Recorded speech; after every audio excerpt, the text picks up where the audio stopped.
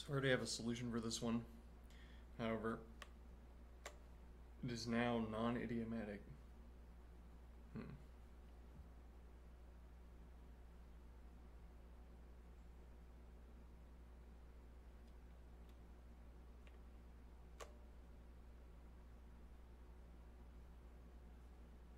Actually, it's not. It's not non-idiomatic for the reason of. Let's see. Like we have the typing. It's non-idiomatic. Like spacing.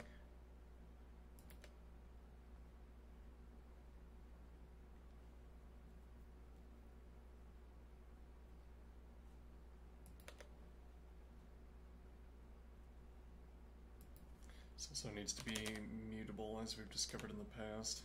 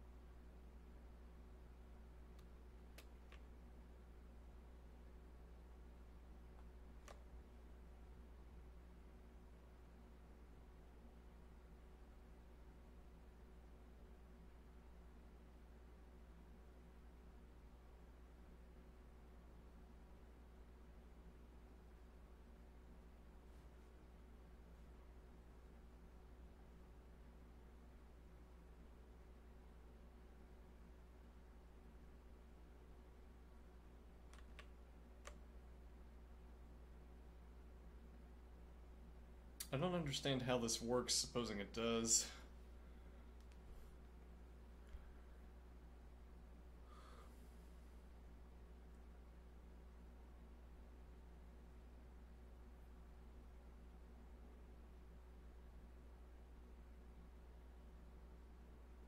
So this hashes both the forward and backward form of the domino.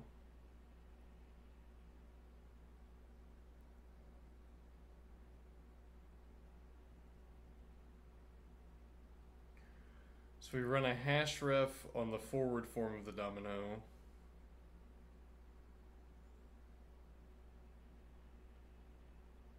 And then we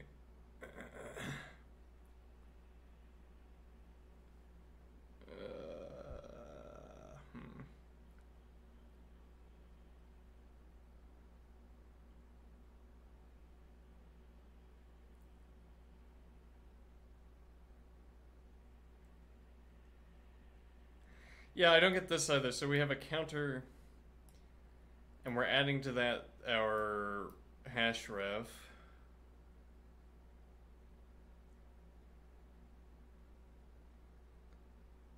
And we're doing that every time for every domino. We could be adding 0. Yeah. Oh, so the point is that the first time around this adds 0, but every subsequent time around this is going to add... Yeah, but I don't want to add 1 and then add 2, right?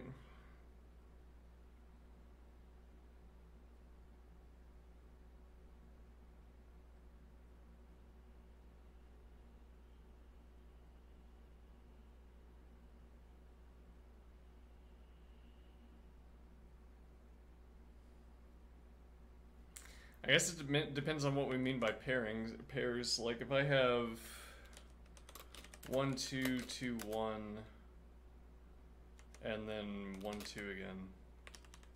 Alright, now, so this gets added as 0. Let's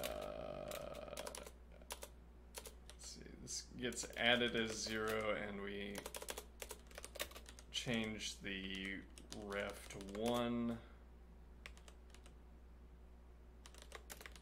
Now this gets added as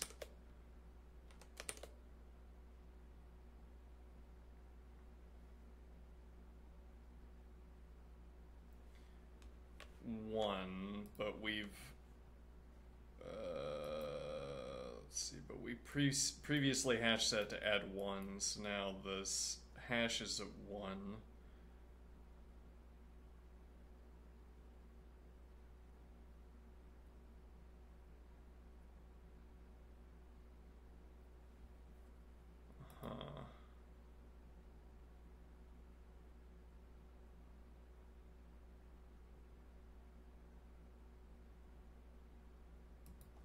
This is strange, confusing.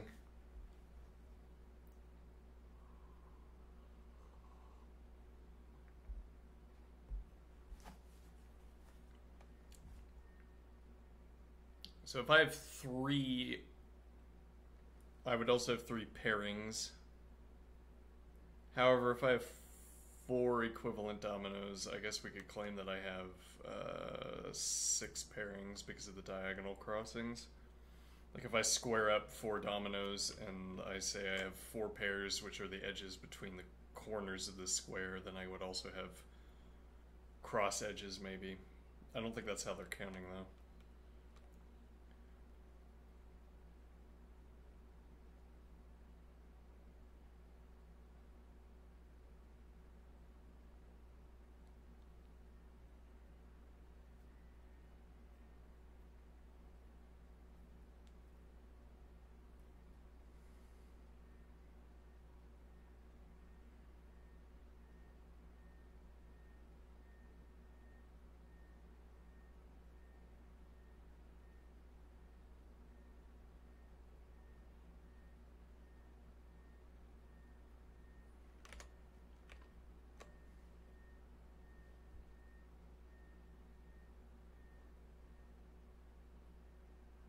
I think I'm going to call this bad code and move on.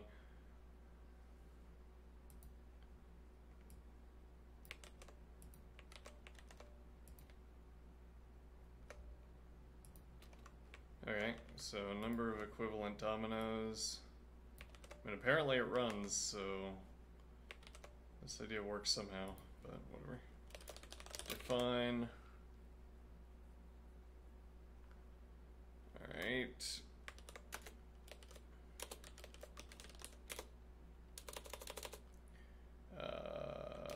Hash.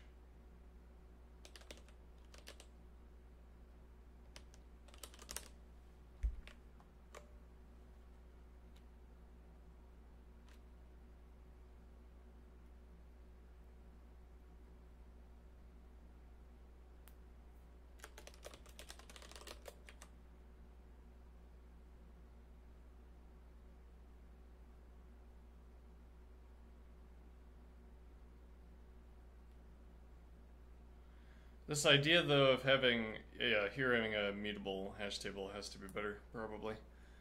Considering we're adding every turn. Hash domino.count, make hash, and then counter integer 0. And we're doing this because we don't have to have any, nesting, because we don't have to make any intermediate steps and I have to make any intermediate changes to the arguments before beginning an operation. On the other hand, we could probably do this with a for loop instead.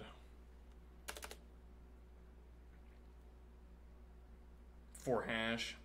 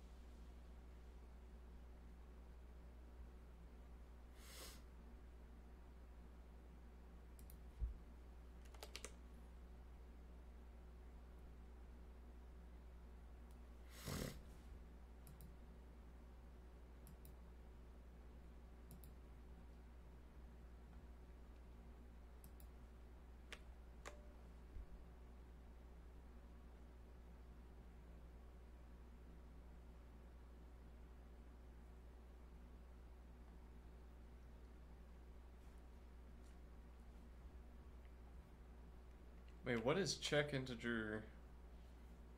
Oh, never mind.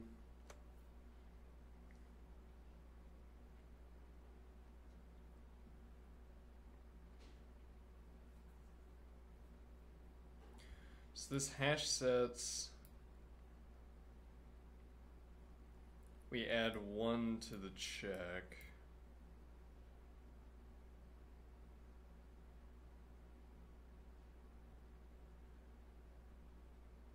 So the point is that this ensures that both the forward and reverse domino have the same counter.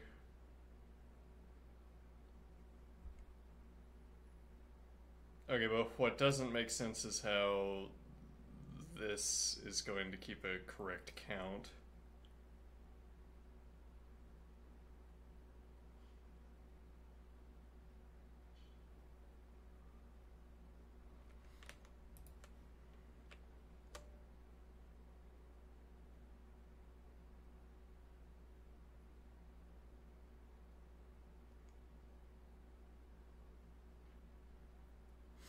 It seems like what you need instead is to ask whether this value is 0, and if it's non-zero, then you add 1.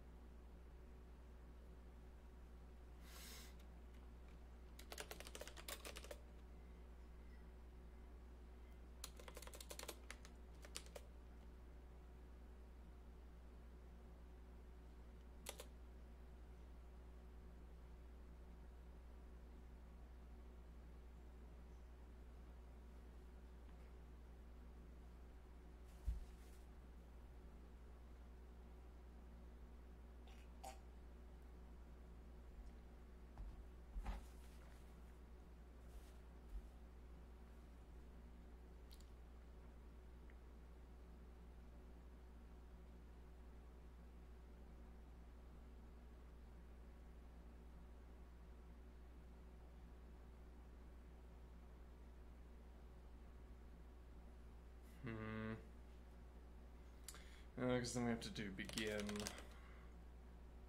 or we need to separate it out, but begin hash set.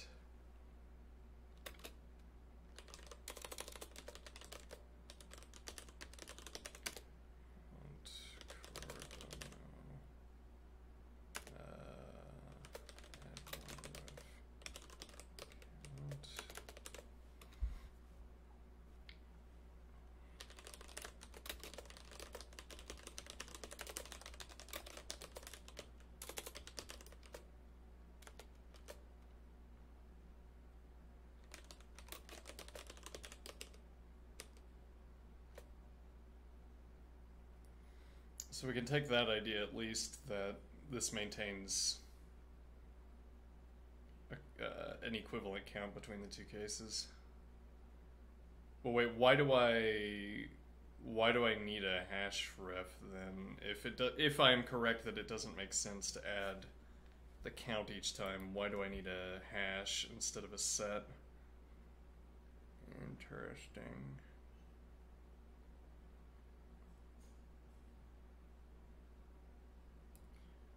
Okay. Yeah. Fair point. Alright, so this will be a set.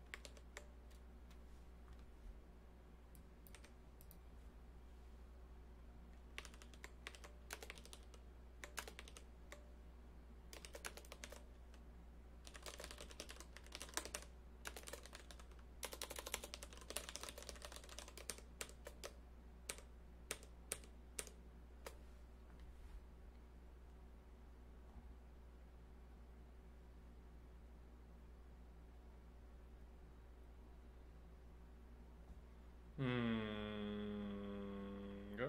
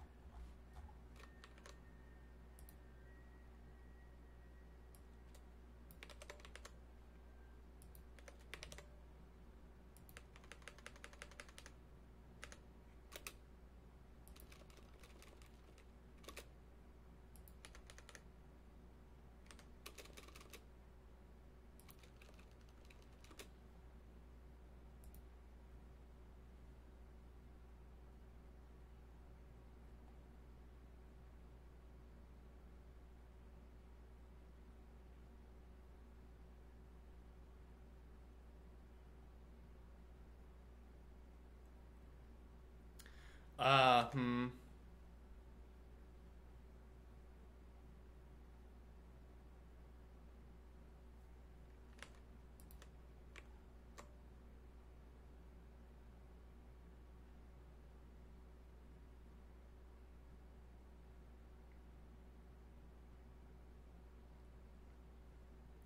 This isn't giving me the number of dominoes. Rather, this isn't giving me the number of pairs, it's giving me the number of dominoes. Though then why am I returning 2 when it's expecting 3? Yeah, okay, never mind. Hmm.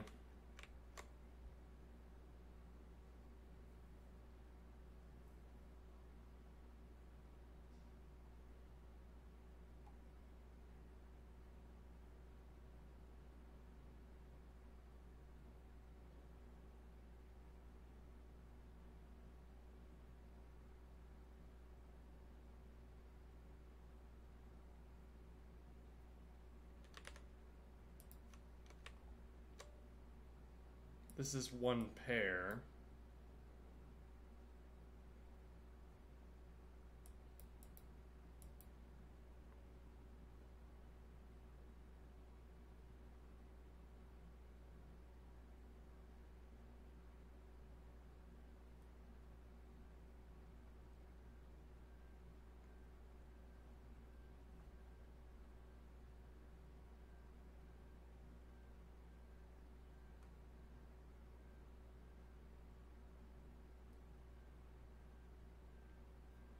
Alright, so maybe I was right. Because this can't mean return the number of dominoes. This could mean return the number of dominoes, but we know it doesn't. It means return the number of pairs, and so the idea is that if I drew a little paint image here, if I have... Alright...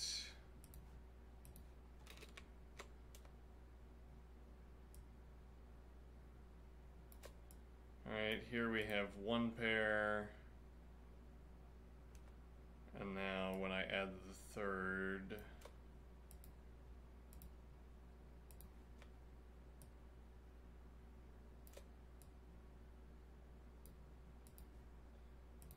alright, now I have 1, 2, 3, 4.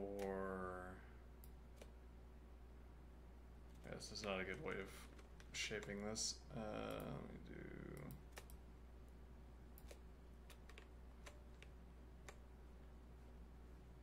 One, 2,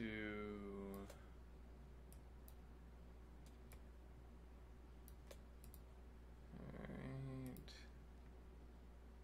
3.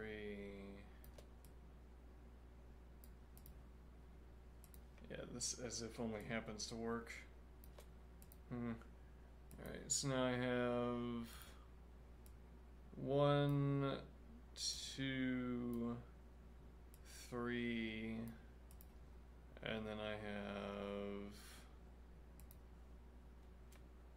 4, 5, and then I have 6. Alright.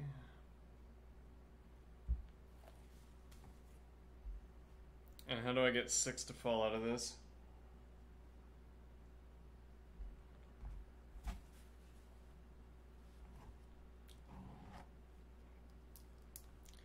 One plus 2 plus 3. So 0, and then I add 1, and that gives me 1 additional connection. I add the second, that gives me 2 additional connections. Okay. And then each of these would be on a separate track. So this hash solution was in fact correct. I was biased against it because I don't like how it looks.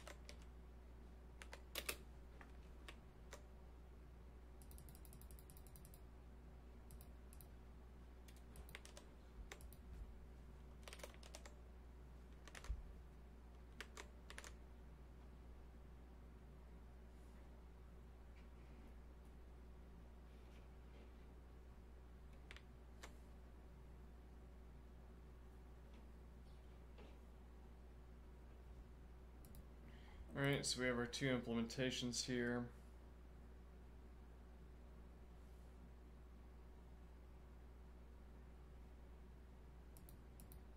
This should be relatively easy to test with list generator.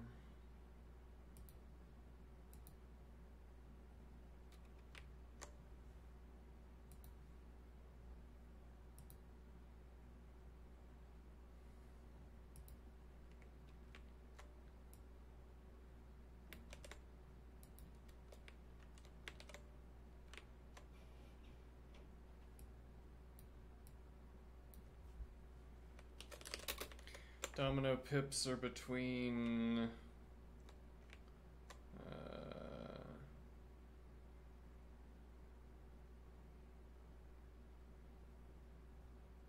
1 and 9 apparently. Not 1 and 6 apparently. No. Okay, so const random 10, random 10. If I do random 1, I can do 0. I don't want 0.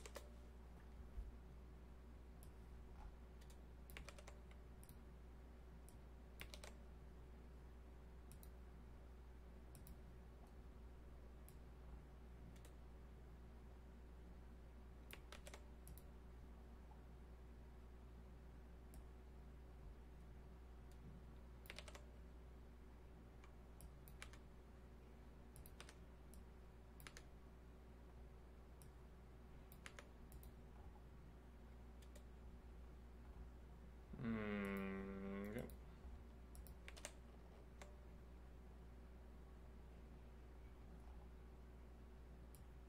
Fine.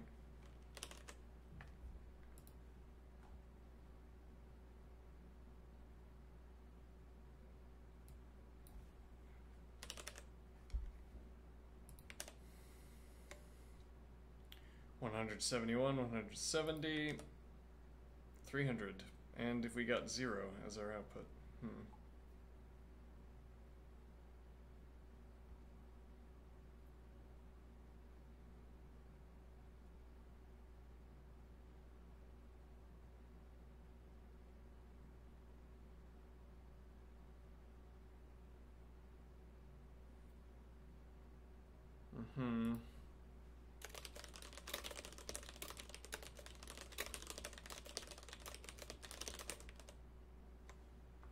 Mm-hmm.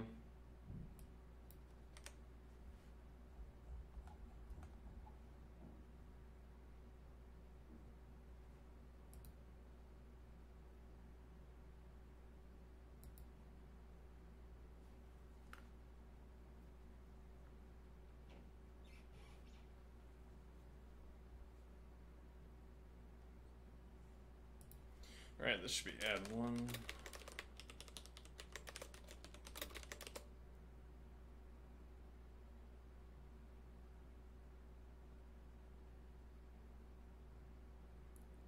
I guess it would be cheaper to do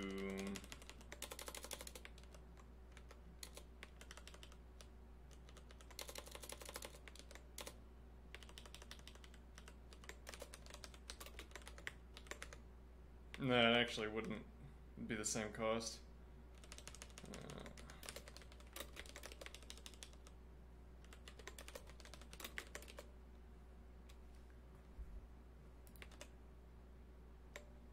Alright, same output, but twice as slow. Roughly.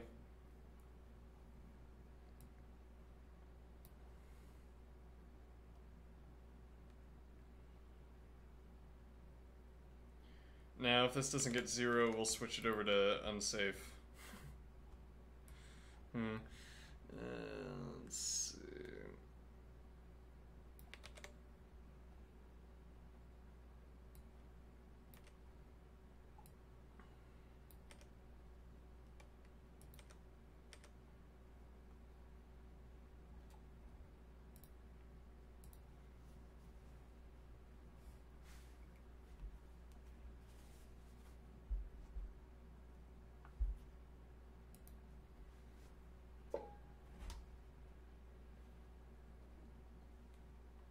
"44 milliseconds.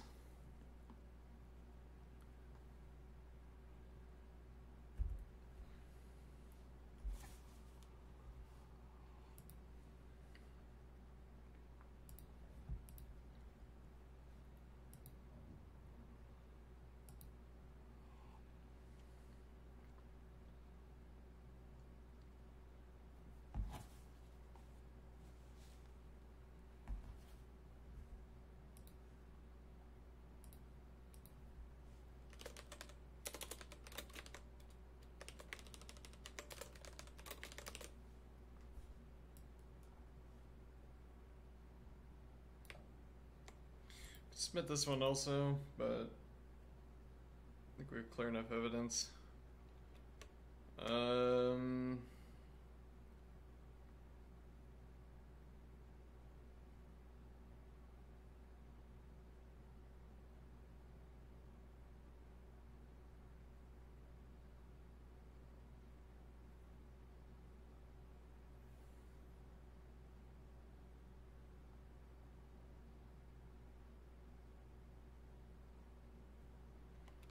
Okay, and if I remove this let definition, let's suppose,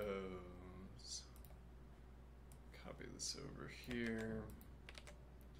I remove this let definition and we just run the hash ref twice.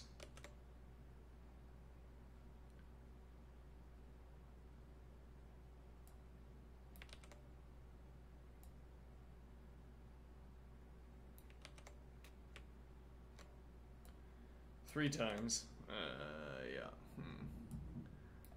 I suppose that makes it a little less likely. Yeah, let's see.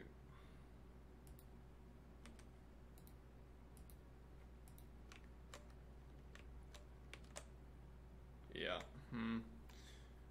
It also changed the outcome. Which is not good.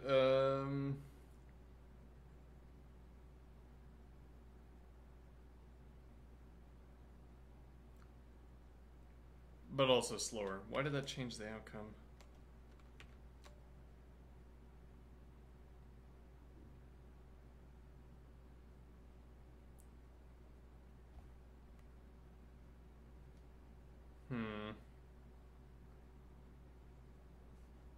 Unclear. But it's slower at any rate. Well, yeah, but if it changed the outcome by doing something that slowed it down that it shouldn't be doing.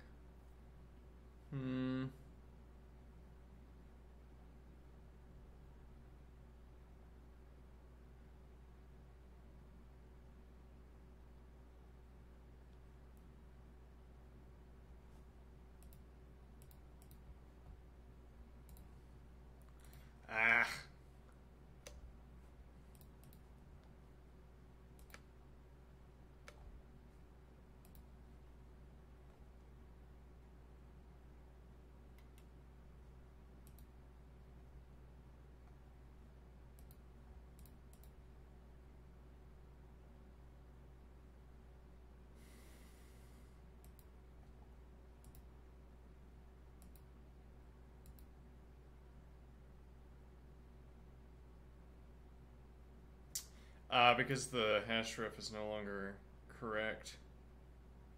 Right, you actually can't do it this way because you have to save the value before you set the hash, but you can't set the hash last.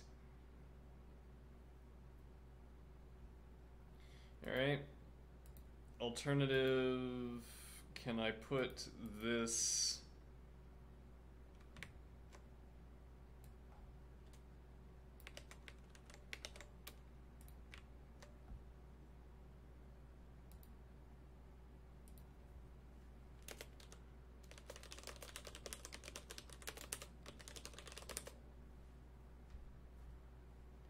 that somehow an improvement.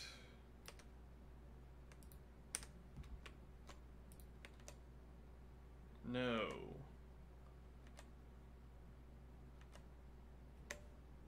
Okay, but it's not much of a loss now. Let's see. That looks like it'd be a matter of taste.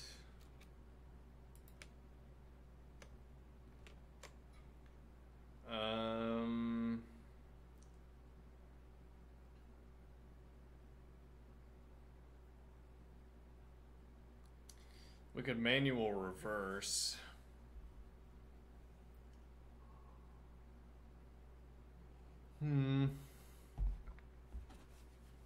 Relatively cheaply.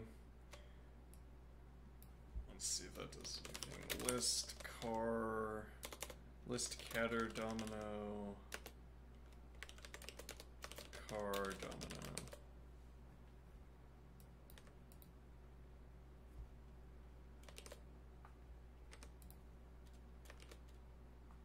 Okay.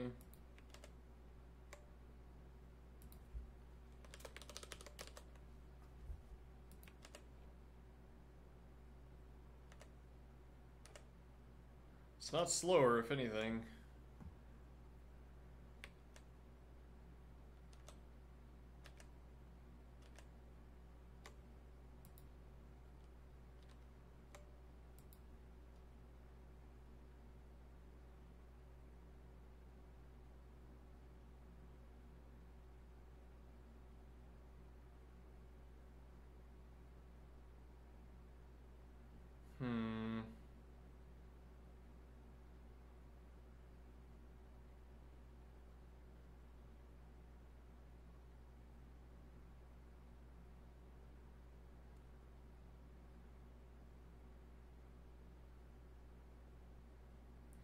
So remaining options involve making this unsafe. Yes, which I am on board with doing.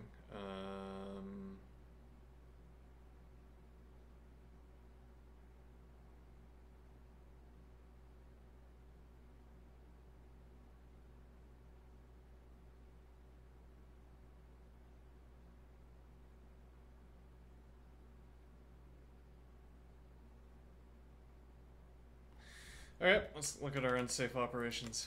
Unsafe options.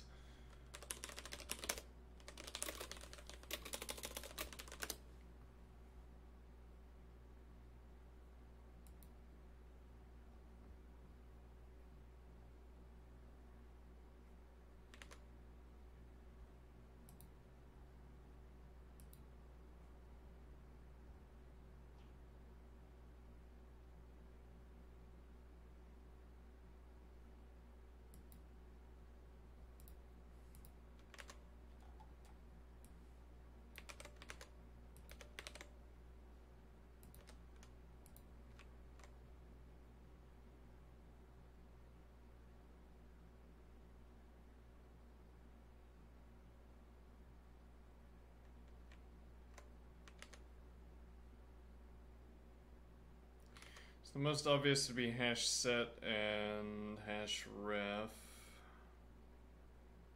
It's almost the only.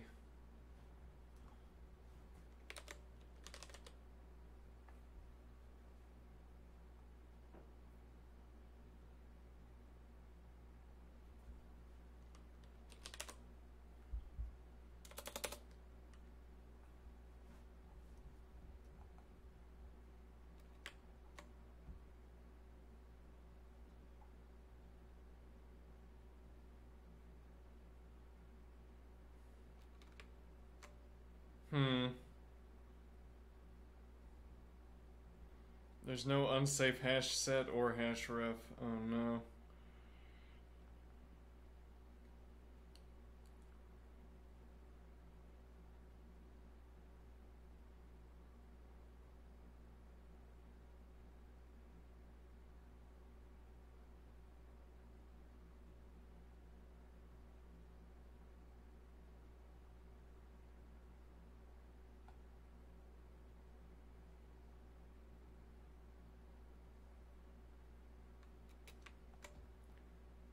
Huh.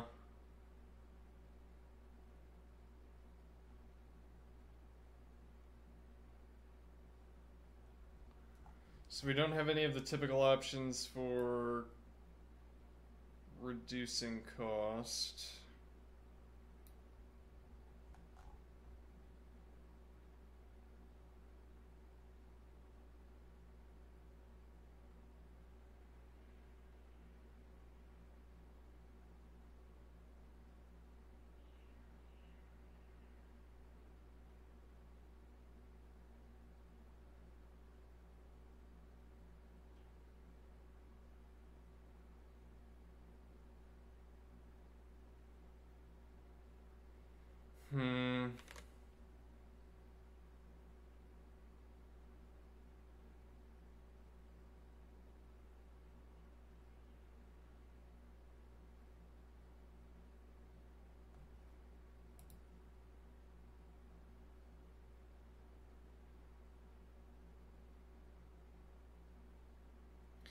An idea would be to try this with unsafe ops and see how much of a gain that is.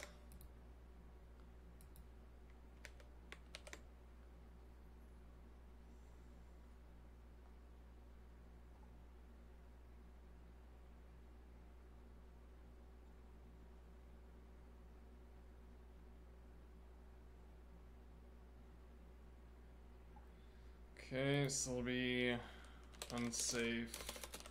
Is it just unsafe car?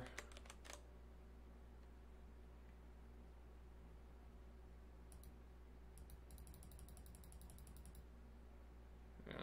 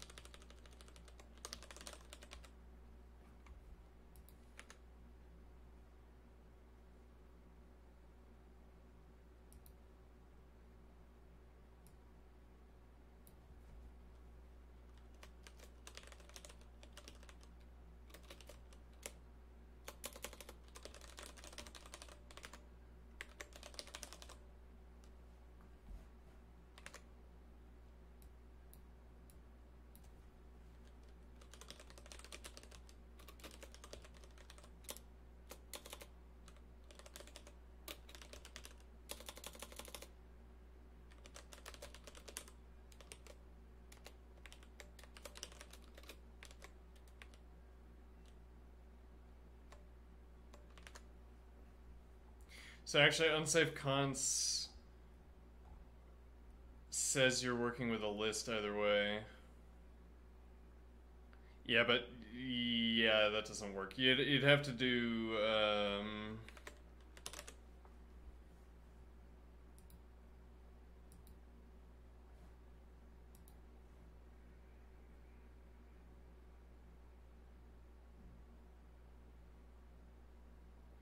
yeah, I don't think you can get around doing a reverse here, practically.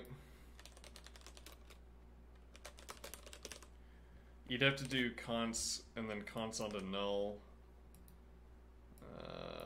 Let's see.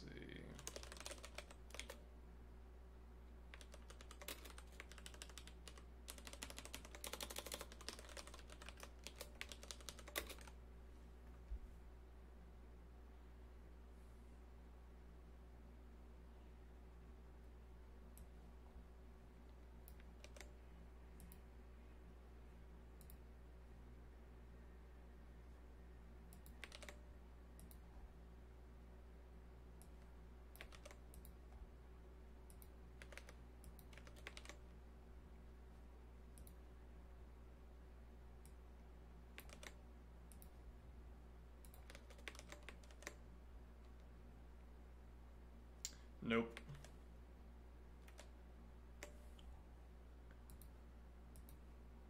So we just can't do any better.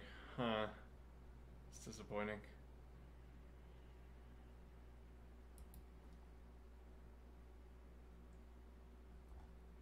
I mean, yeah, we can do...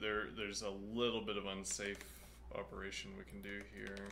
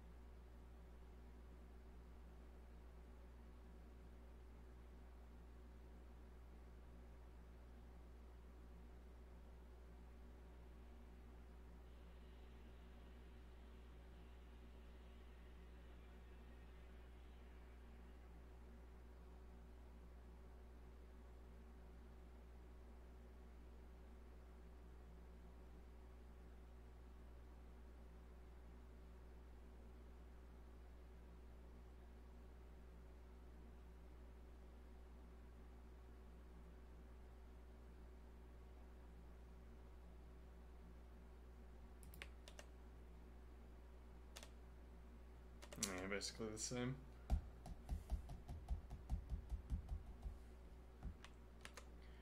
Okay, I guess we take it.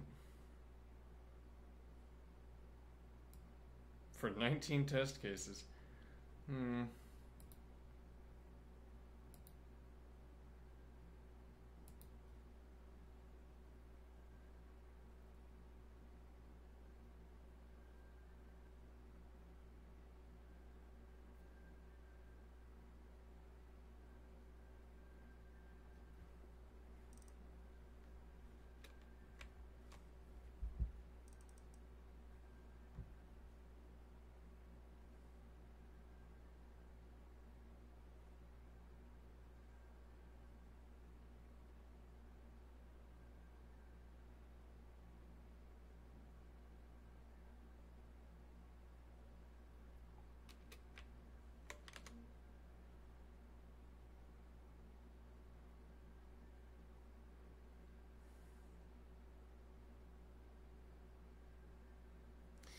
Maybe there's a way. Yeah, I have an idea.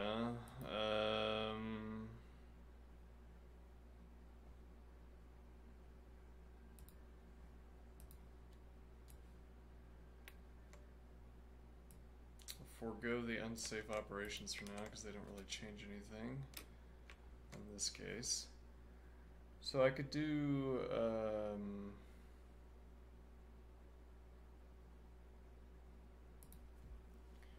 let star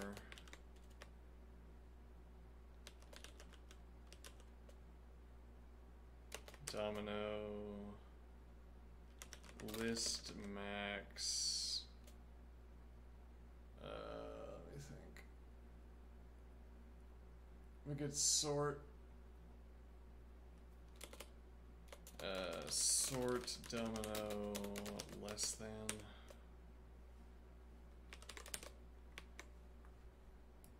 Now the idea is that we only have to perform one of these hash sets.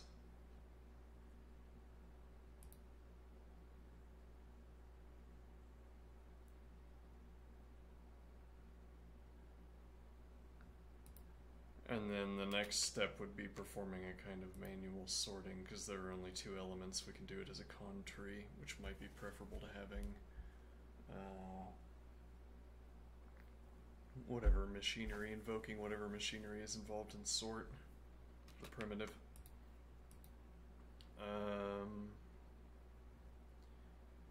Okay. So now we carry this over.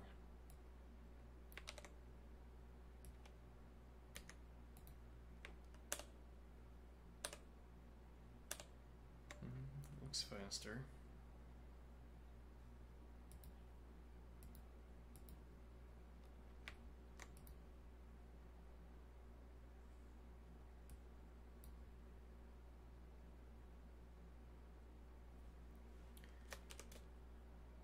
If greater than car, let's see, how about let car domino, car pip, car domino, cdr pip, cdr dom, catter pip, catter domino, and now we do manual. If greater than car pip, let's see rather,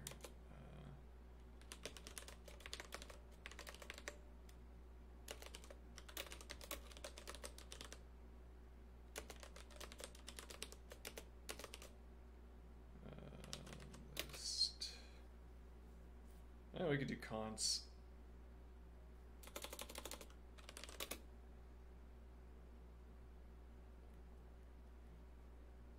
We could, though there's also the point that this is now the hash table is no longer accurate because we don't have the same type between dominoes and domino if we do cons.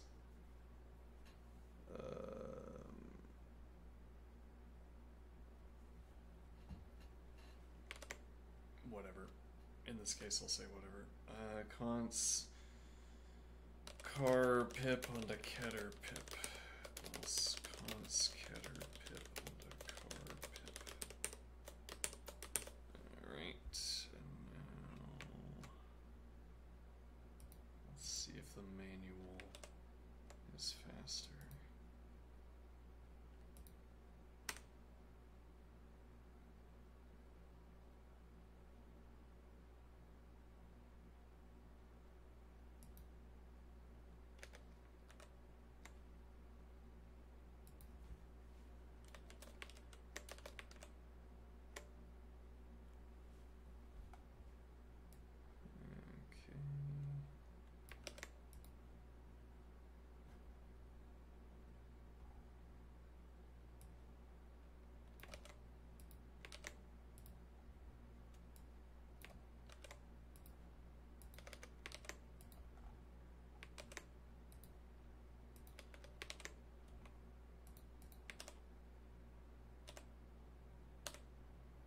Maybe, and it could be made even faster with the unsafe operations.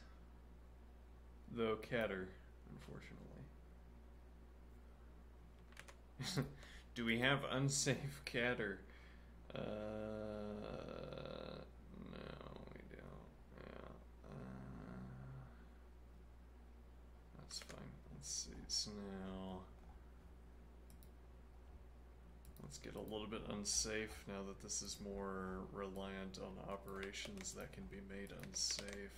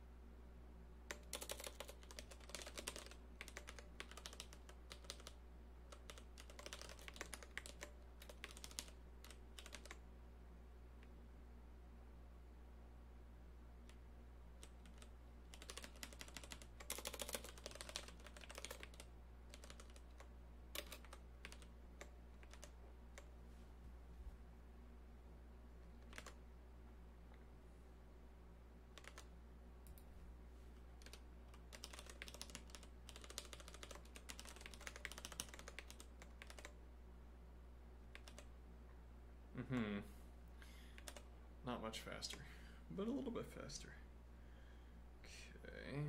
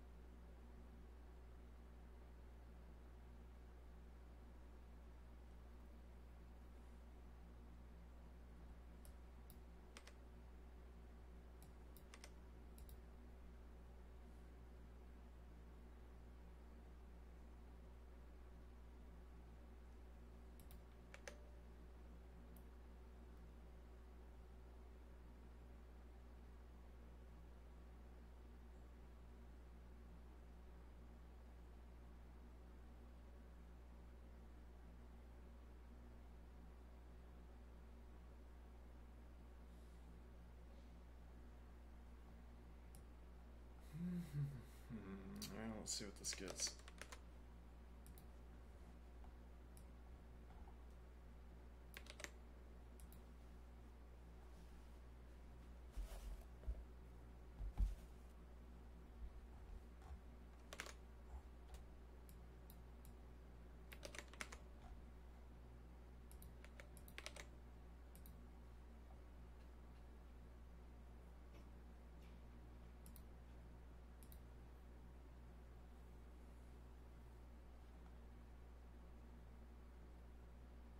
Seven milliseconds. A wide improvement.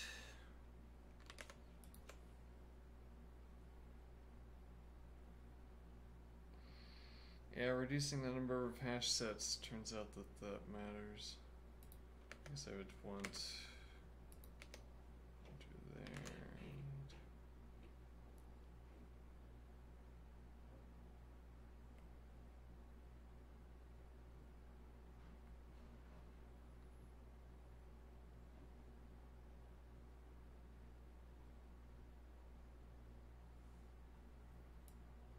This is an additional...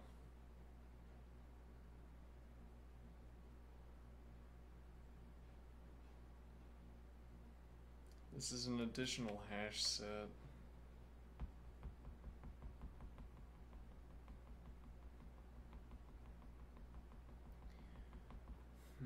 Like we only need to have hash set this many times. Yeah, but we always have to perform this at the end.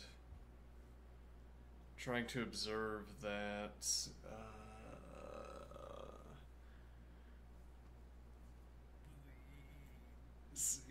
Trying to observe that we always perform this last hash set, but that means that the last hash set we perform on every given domino type is wasted. Is there any way to improve that?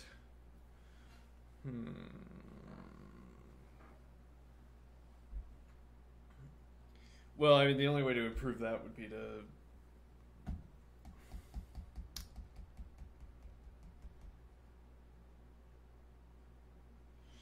Well, actually, we could...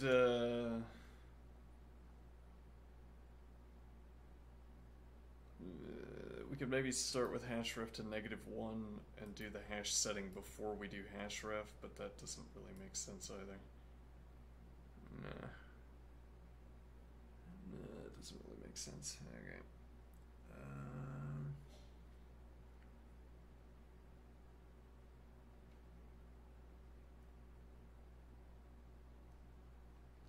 Alright, I'll take it. Memory cost.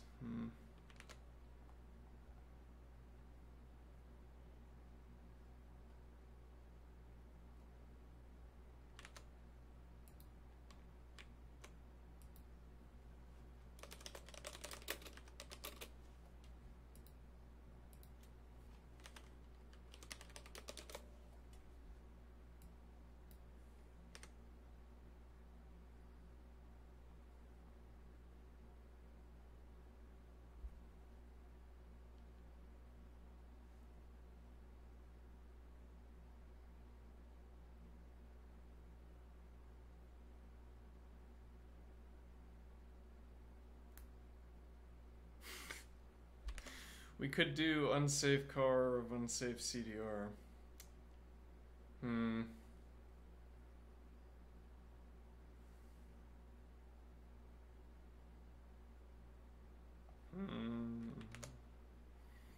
Alright, so let me see here. This is... do we have any explanation for this? Let's see. Manually reversing the domino. Manually sorting the domino is faster than... let's see, according to tests, manually sorting the domino is faster. Using the baked in sort. And sorting the domino foregoes double hashing. Foregoes sort the domino hashing both the forward and the backward dominoes.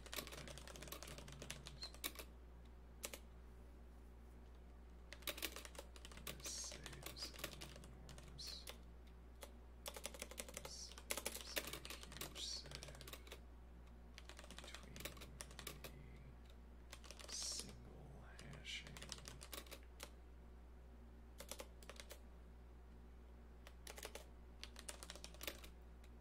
switching from two hashings to switching from boring to unsafe operations, we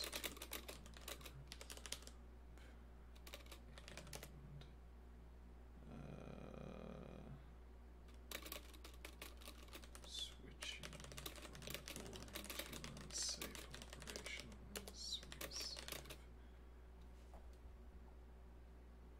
It just, it doesn't save it. Yeah, it's like it matters when you're doing code, but it doesn't matter when you're doing text, apparently. Tedious.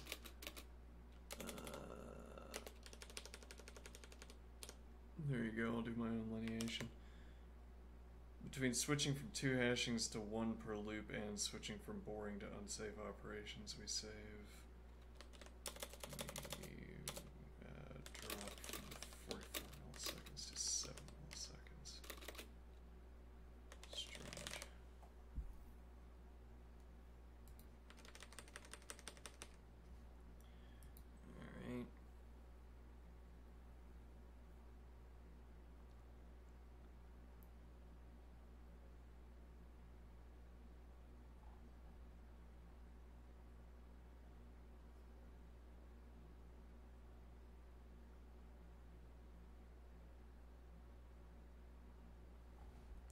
Okay, I'll do one more test. I'll do the...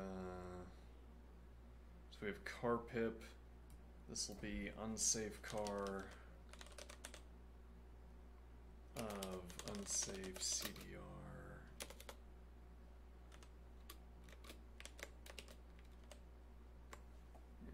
Okay. Oh, let me see it. 0 milliseconds. Let's see it.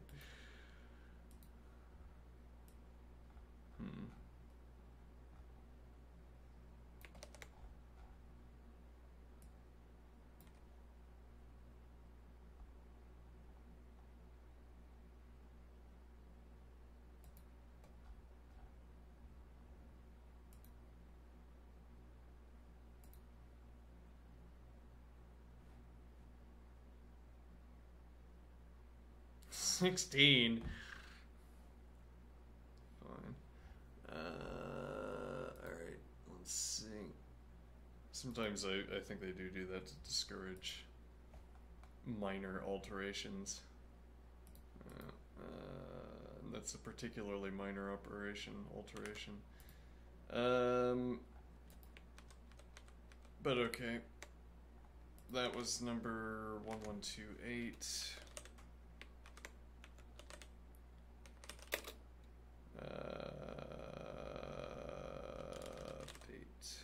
Update from January. Apparently.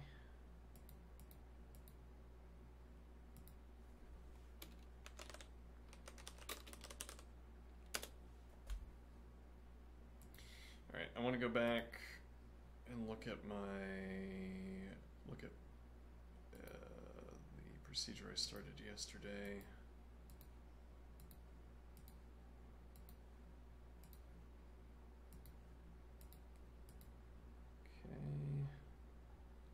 Our book procedure. Right. For insertion operations. A lot of operations we can make unsafe here.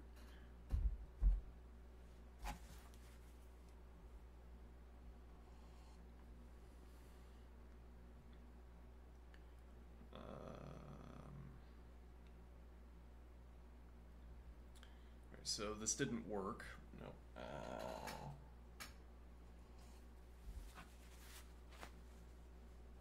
Why didn't this work? We got nulled out.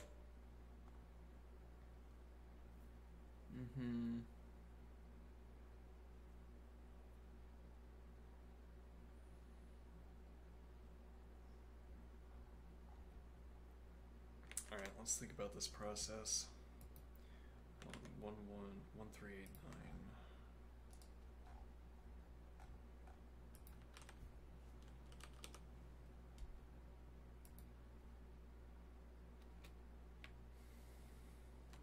Alright, so given two arrays of integers nums. Oh, I haven't looked at chat. Hold on, anybody in chat? Nope. Alright. Given two arrays of integers, nums, and index, your task is to create target array under the following rules. Initially, target array is empty. From left to right, read nums I and index I. Insert at index I the value num I in target array. Repeat the previous step until there are no elements to read in nums and index. Return the target array. It is guaranteed that the insertion operations will be valid. Okay.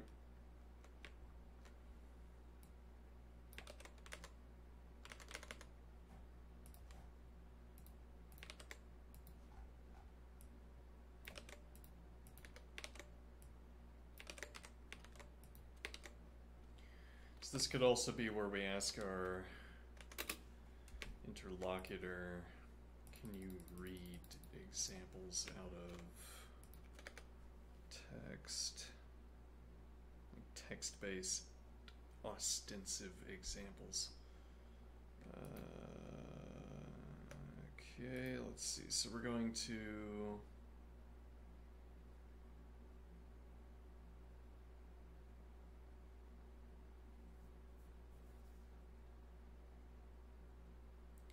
what are we wanting to do here? Okay, so we have a book. Okay. It is empty. This is left and right, and it's empty otherwise. Okay. Now, what information do we need?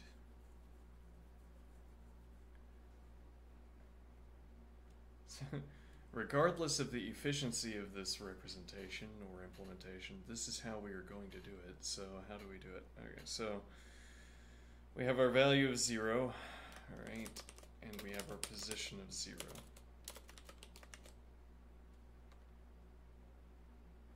Okay.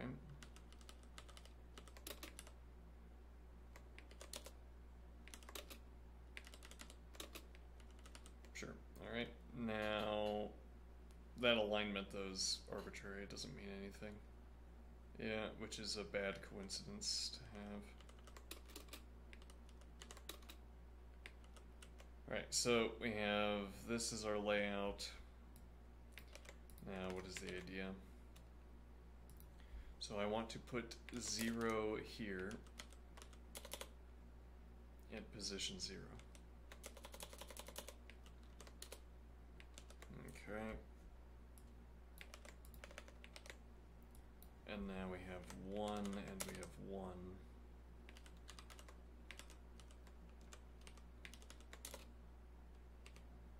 Okay.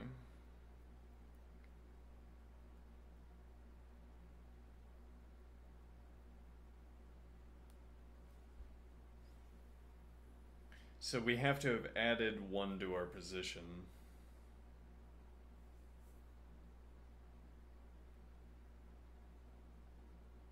We might say that we were at position -1.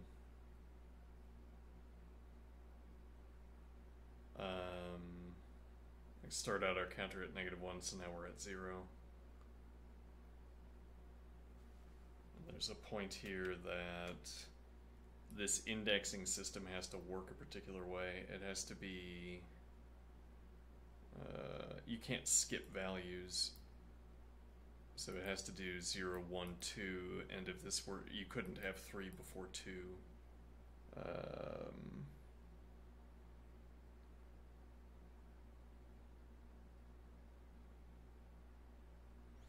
Because the insertions have to be legal, and 2 wouldn't be a legal index position because there's nothing.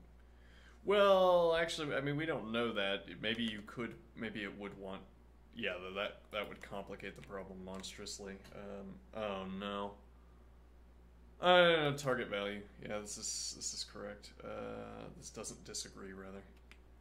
So yeah, 0, 1, 2, 3, 0.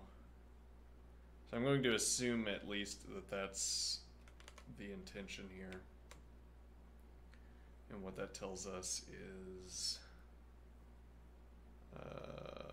these numbers always have to be increasing. Alright, so we could start at -1 and we add 1 to go to 0. And the point of that is to say that when this tells me to place in position 1, consing it onto the left list is correct.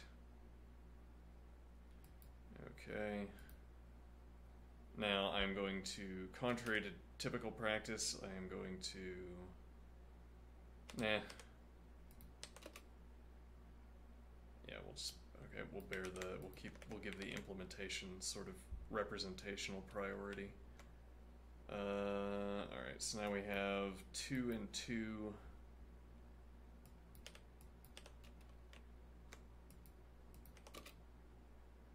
Right, and now this is the same idea. We add 2 here.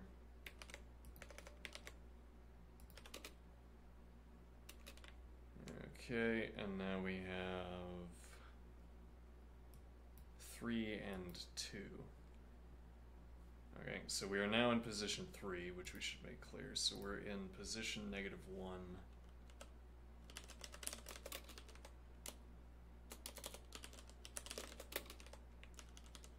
Now we're at position 0.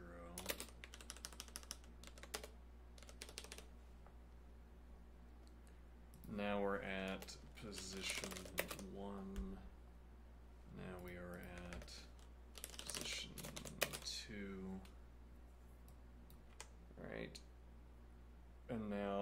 given 3, 2.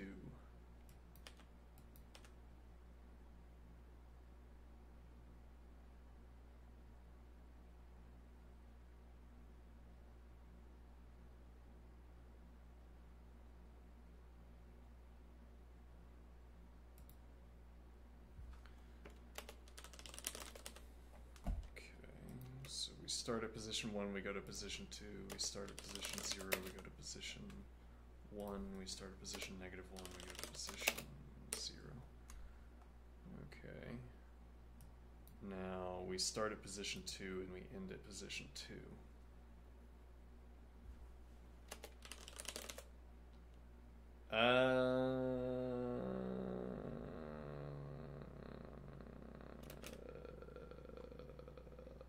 Yeah, if we're going to call this position 2.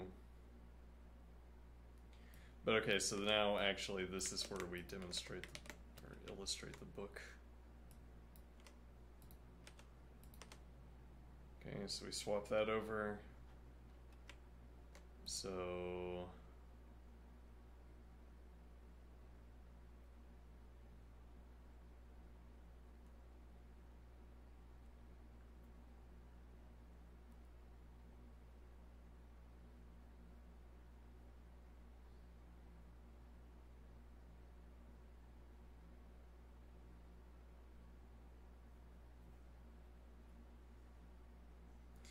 I'm not seeing what we should be doing here with this.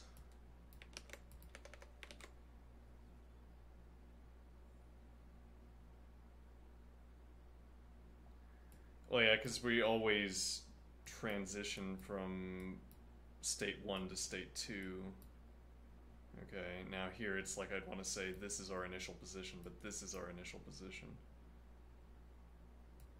Alright, so now here how we represent this is 2, and now this is back at position 1.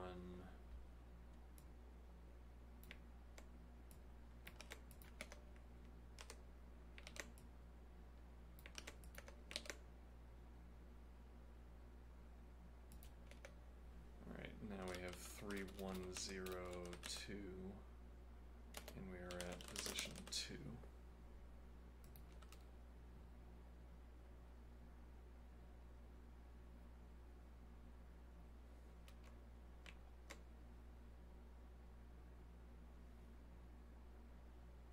Okay, and then we have 4 at position 1.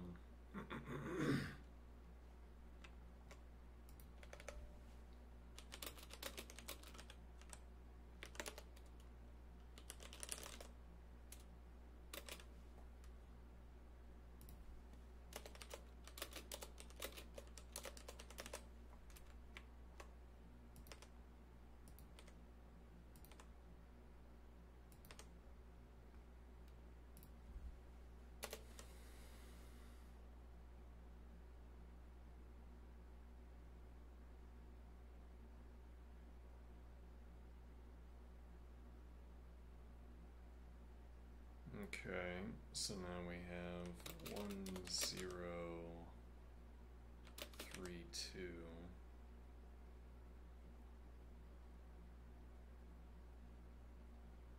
And that puts us at position 1.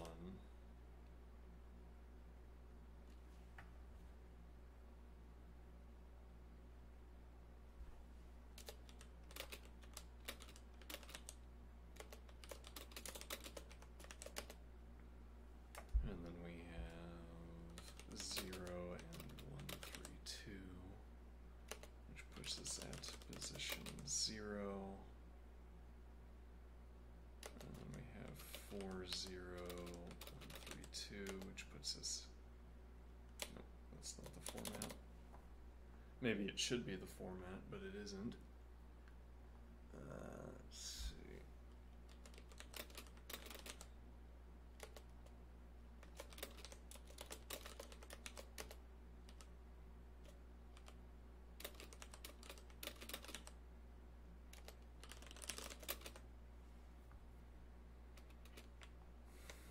Okay.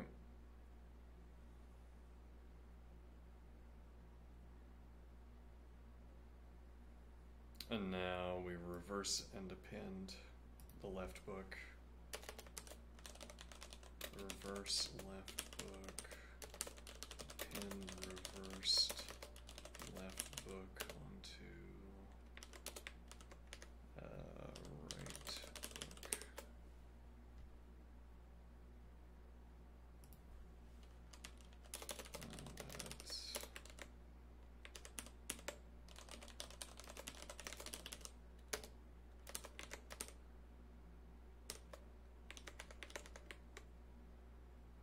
Okay, or we could do, yeah, we could eliminate that lead definition, get a little bit of efficiency there. Append. Oh, what time is it? It's about time to exercise. So append reverse left book onto right book.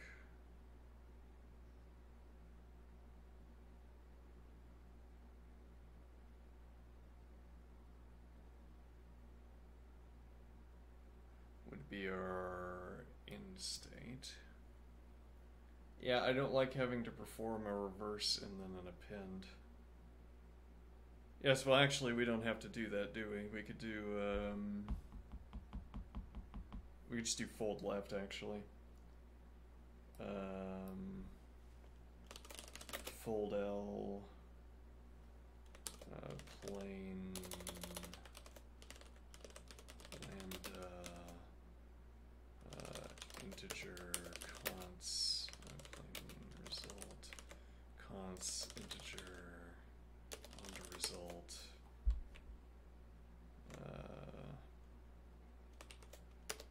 with the result, with the initial value being right book. Yeah, that's a strange one though. Interesting. And then we're working through left book. Okay.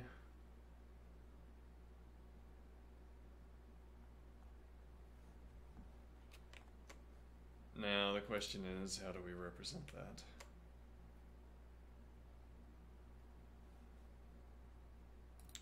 Which is a question we will answer after break.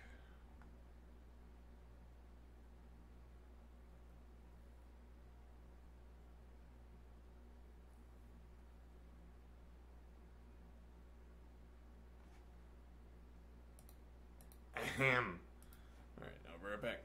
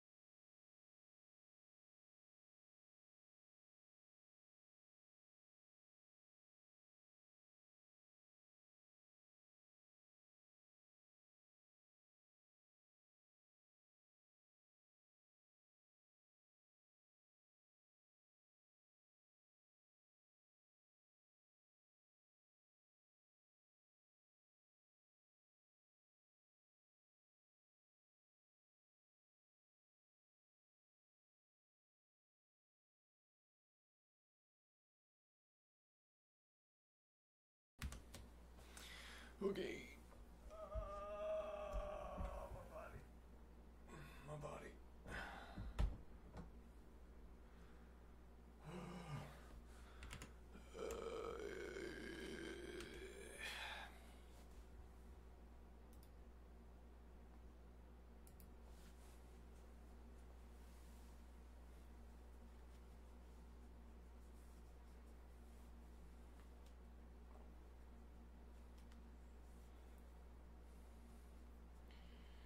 Okay. Stopwatch.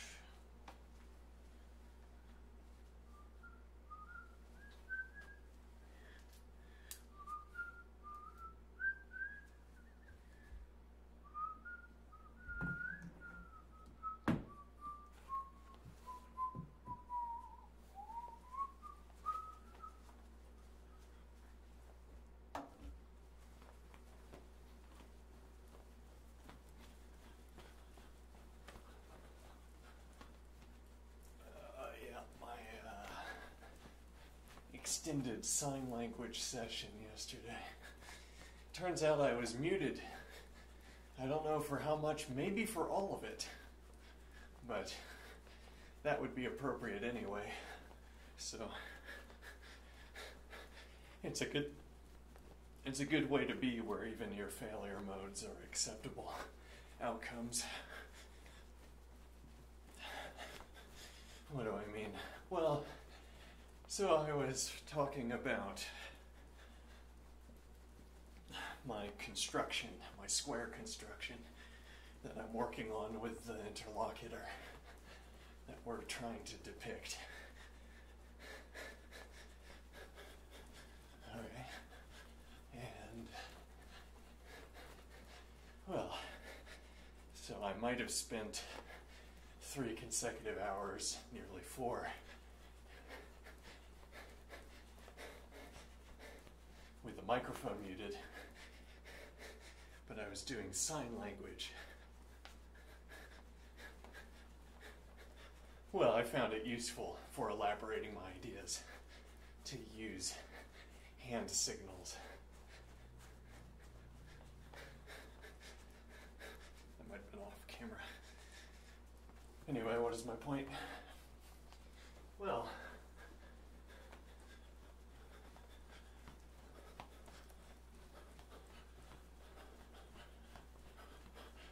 my point was that,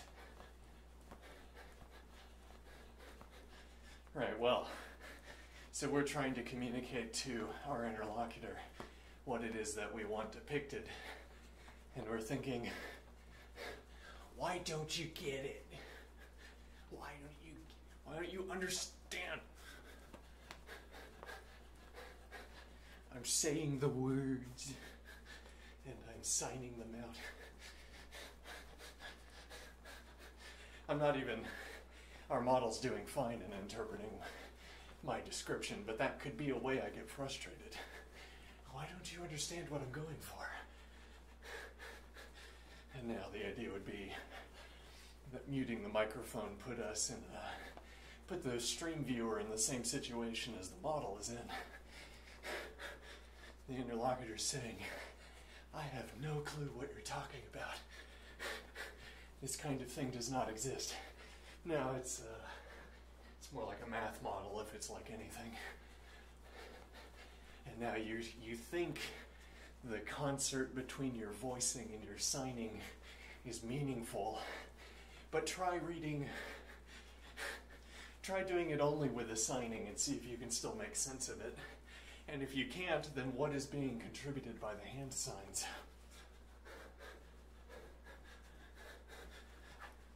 Well, something, but it's easy to trick ourselves into thinking that we must be clear, or rather that we are being clear when we aren't.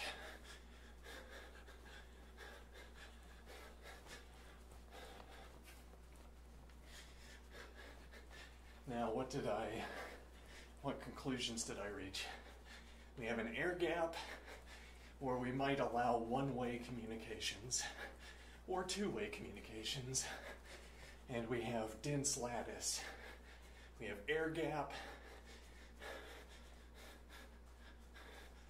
air gap, and we have dense lattice. Makes me want to study lattice theory, yeah. Propagation theory in lattices. Yeah.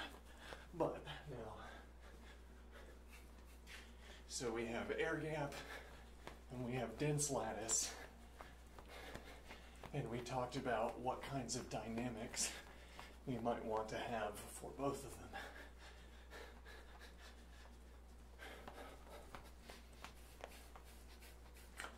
We observed that if we allow crossing the dense lattice, if we allow communication, well, we don't have to allow communication through. The dense lattice could be thick enough that even if we want our computers to leverage the dense lattice for computation, that leveraging for computation doesn't go deep enough to contact across the two sides of the dense lattice.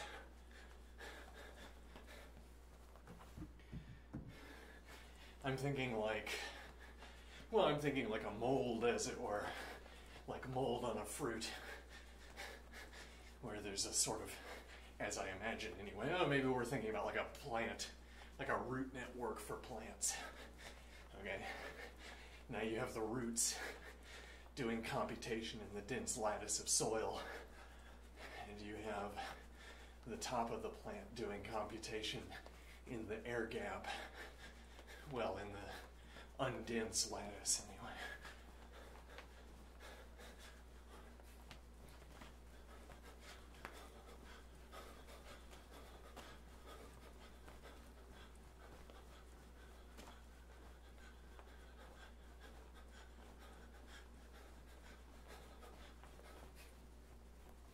And now the idea is the root network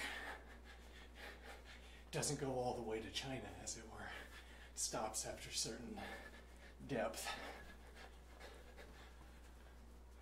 Now similarly, we have our Turing machine dust, our Turing machine structures that coat the two sides of our square, two sides of a boundary.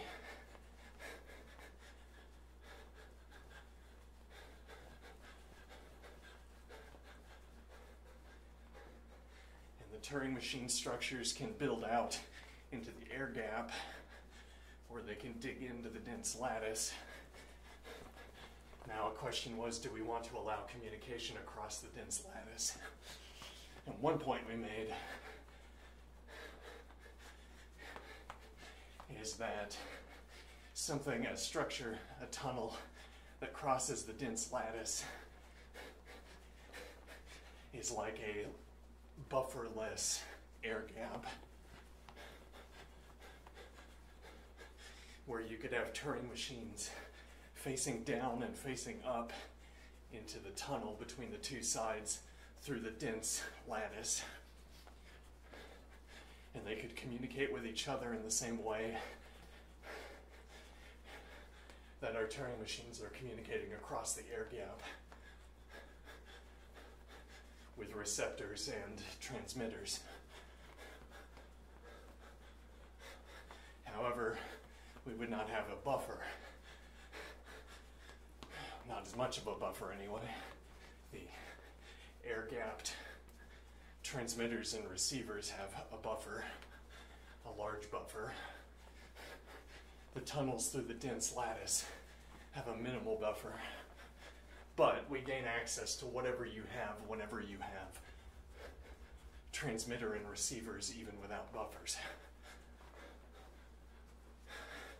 Any kind of information manipulation we want to perform, and with such a tool set, we have access to that. If, for instance, having a buffer was a comparatively less useful tool, if it was more important to have across an air gap Turing machines facing each other, or transmitters and receivers facing each other, merely to be able to transmit and receive, then we don't lose much by having the two sides of a thin tunnel covered with Turing machines.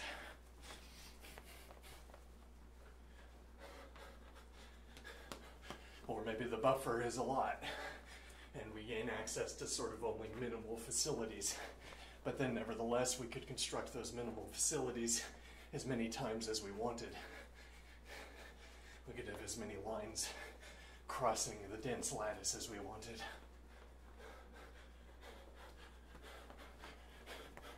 Now you might say lower latency if the air gap is more limited, but the structure I'm imagining would have, the air gap structure would also have low latency. You might say, but latency here is a function of how far a transmitted message has to travel before it impacts the receiver. No, that's not what latency is.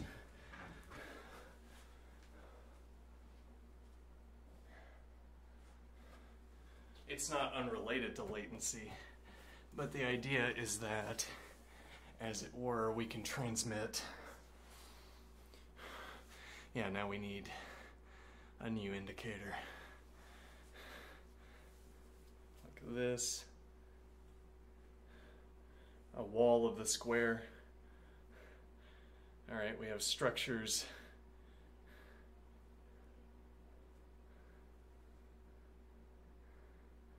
Off the wall.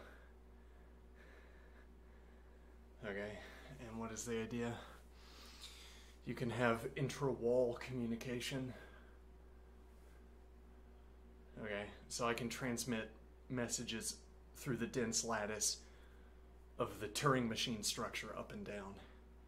And I can say, there's a message coming to you, ignore it. Okay. There's a message that will arrive at a given timestamp, ignore it. And I know you should ignore it because of a message I received. So now the receptor closes, the transmitted message bounces off or gets harvested for cells, recycled, without being read. Or I say, read it with interpretation 2. Read incoming message with interpretation 2, 3, 4, 5, 6, 7. Okay, and now the message is inbound and it gets read with the correct interpretation. The point being that... Fuck. Ow. Fuck. Oh, wow. Ouch.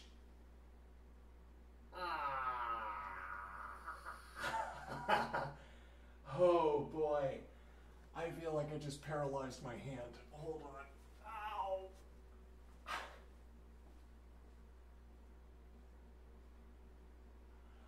Oh.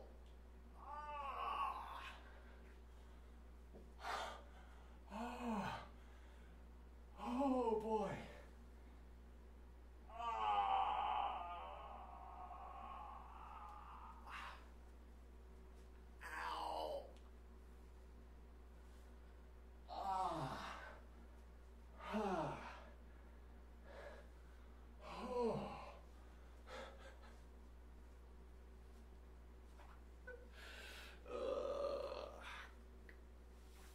Ow.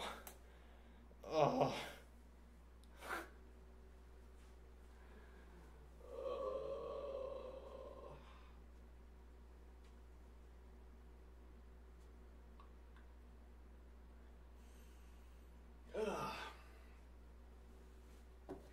Interesting correlate to what I was just saying there. There was a kind of latency period where I saw myself cursing. And then once you're at a position where you see yourself doing something before you do it, doing it as a choice, or even doing it as play acting. But yeah, that really hurt. Time slowed down before I cursed. Yeah, like, there's some exposed nerve here or something. I bonked it against the chair. Ow.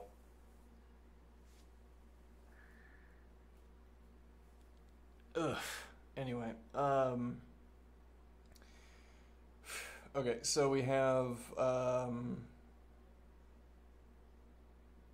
right, the idea that we can have a message inbound. So you think that latency is about you think latency is about the amount of time it takes for a message to be transmitted and then arrive. But the idea we're having here is that dense structure messages, well, particularly if you have an angled message, this can only be slower than the lateral speed of light, because you can't have diagonal speed of light movement. It's like the geometry of Game of Life prevents diagonal movement from being as fast as lateral movement. If you have any kind of diagonal message, you're slowing down the message transmission speed. And so you'd want to think that you must then be increasing the latency. But the idea is that you can do things with an incoming message before it arrives by talking about what you will do with it when it arrives. So I have a schedule for incoming messages. And we're doing computation based on what I just received. Based on what I just received, I reach conclusions about what should be done with upcoming messages. So the idea is that latency is not, strictly speaking, so I am thinking about it, the latency, strictly speaking, is not about how long it takes a message to get here. It's about how much work we can do in preparation for receiving it. And now,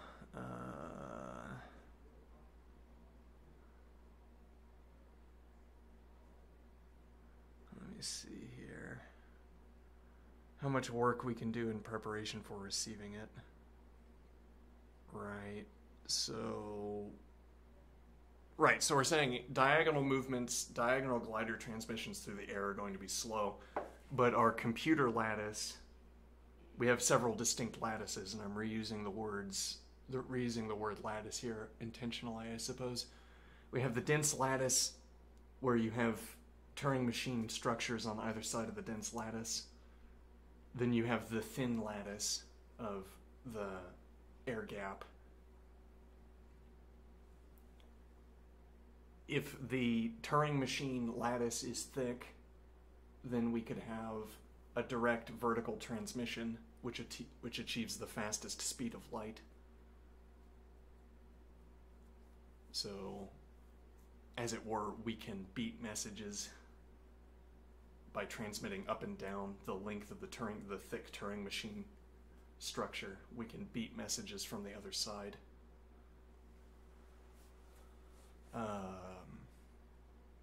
Which allows, well, it means that we can have computation concerning a message we receive up here. The computation can be performed down here. We send a message up, we beat the message, and now the receptor closes, or the receptor adjusts into a different configuration, so that when the message arrives, it syntactically interlocks with the message in a different way.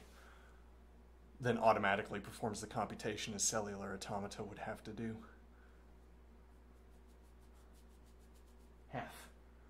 Have to do. Yeah, as opposed to have to do. That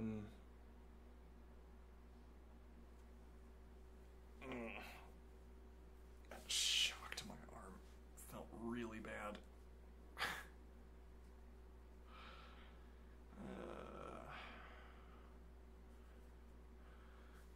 Anyway, what are we doing?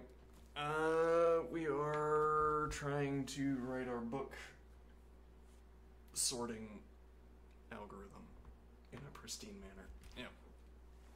Because I like my book sorting algorithm and I want to use it. Alright, so let me see here.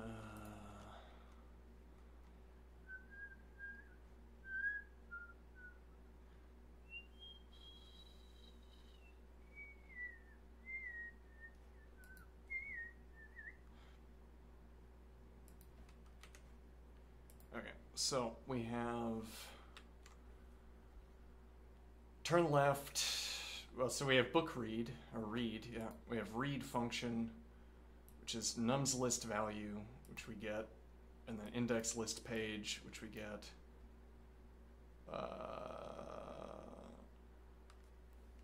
we could think about these as being the pages and these as being the positions. We might want to rewrite it like that. Because by page, what I wanted to mean was count. But okay, here we have page position. So this is the current position of the book. Then we have book left and we have book right. All right, what is the initial value of book? All right, perhaps if we put a -1 in here, it will simply work, but we already know that we need -1, so it doesn't really matter whether it works or not. No, it doesn't. All right. So we have -1 as our input. Null nums is immediately false. Active index will have to be 0. And it is, as it turns out, as it had to have been. Yeah. Then if less than page position, active index position.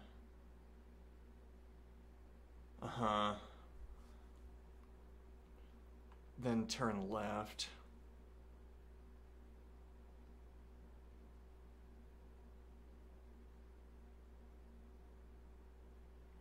Well, so we could do sub1. Let me think. No, I mean, the point is that we have to get, if we're looking over here at this implementation, we're at position -1. We add the element, and now we're at position 0. Okay.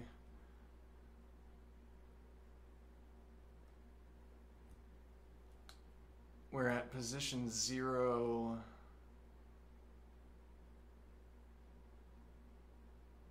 So we want to get to the number.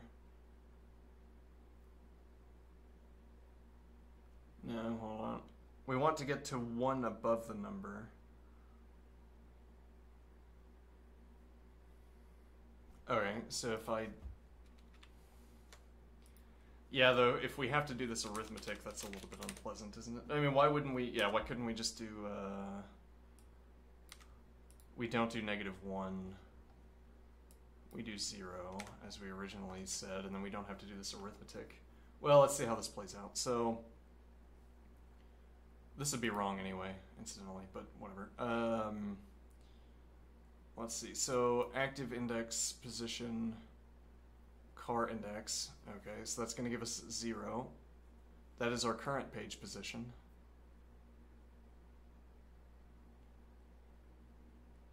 Oh, so both of these are turn left. That's not good. Turn right. Okay. That didn't fix it either. No, but needed to be done anyway.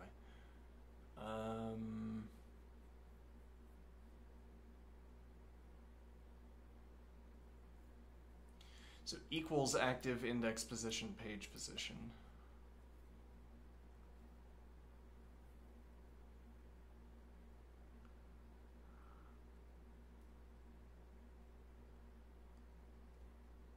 Show me.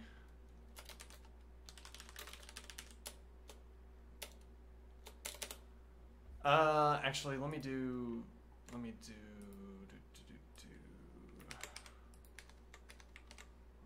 greater than.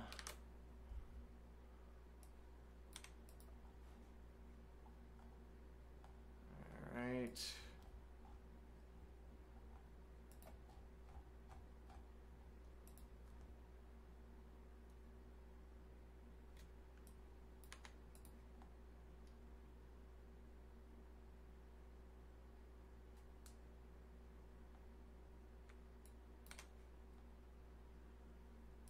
Alright. Nope. If only. So greater than page position, active index, then we go to turn right, otherwise, so this is the less than or equal to case.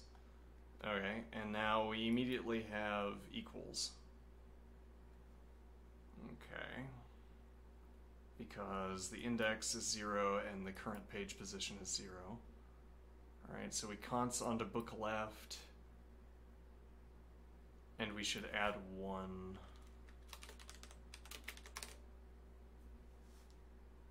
Okay.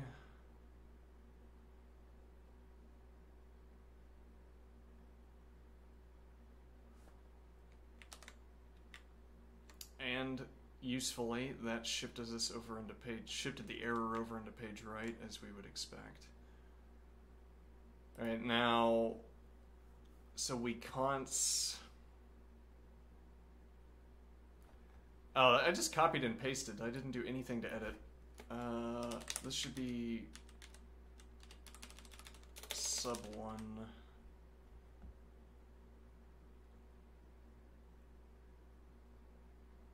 No, this is right. Add one.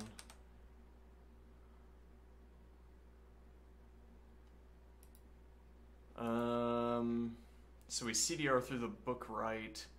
We const car of book right onto book left. We add one to the page position. That all looks correct.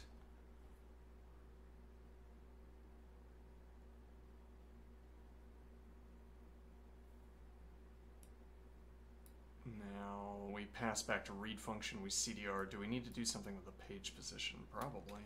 Looks like it. Yeah, because we get an error. Yes, so probably. Let me see here. Hold on.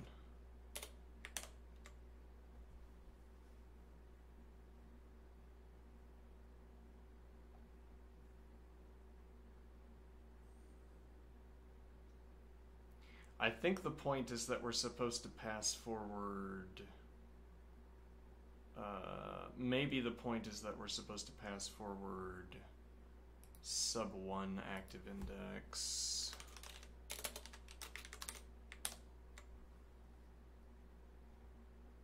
Yeah, we're gonna have to flood this with displays. Unfortunate. Let's see.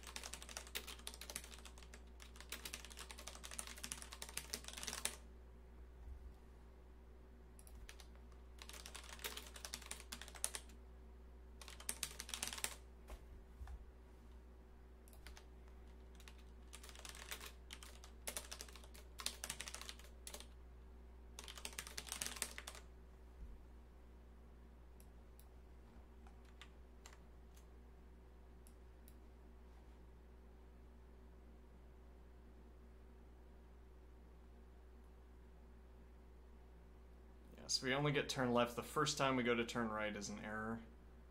So let's see if turn left is doing what we want it to be doing.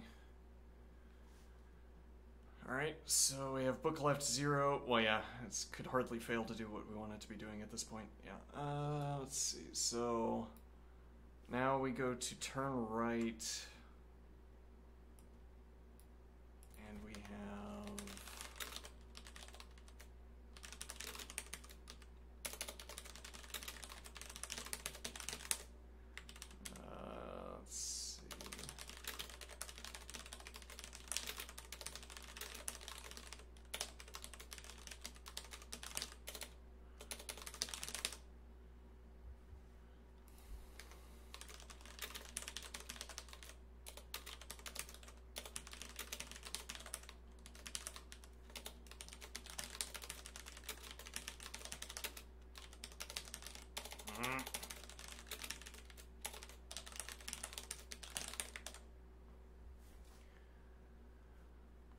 Alright, so, yeah, so we can't be CDRing here. And then the question is, what do we do about that? So we send in sub1, we send in add one. Okay, let's see if that works. It would work here. It will work here, yes. Let's see if it works all the time then. Nope.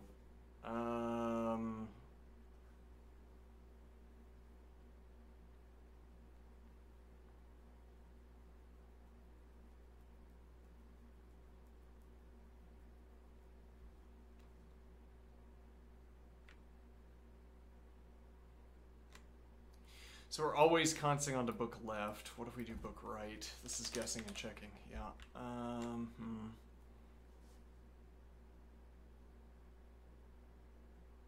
Oh, we dropped our book. Oh,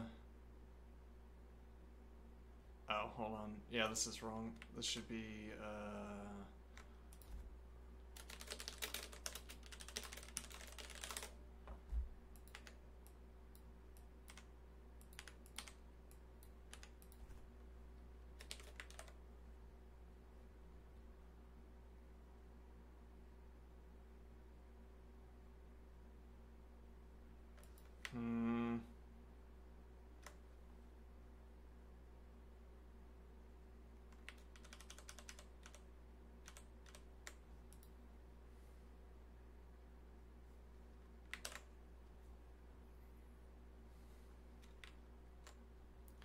So we're at active index position 3, or that's where we want to go, and then we have page position 3. Okay, well, and it couldn't be... Hold on, let's go back to the original list. So what we want to do here... No, actually, this is wrong. We don't want 3 in... We don't want 3 at the end.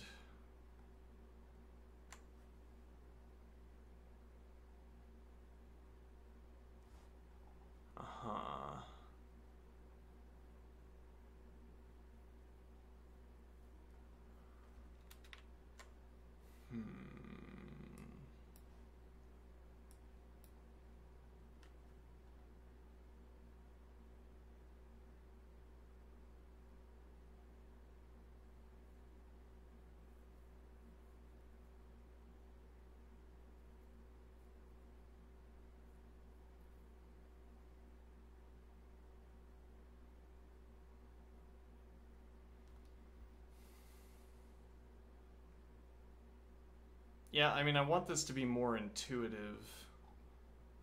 Rather, well, I want to be in such a state that this is intuitive, I guess.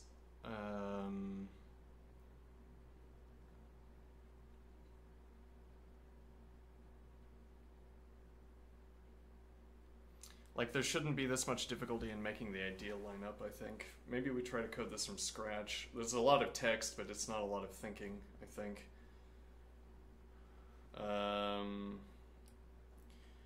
Okay, this all should be the same at minimum. Okay, this also should be the same. Oops.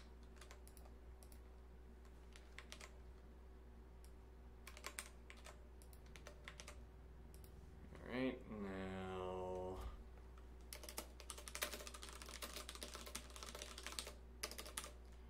Then fold L, plain lambda, value,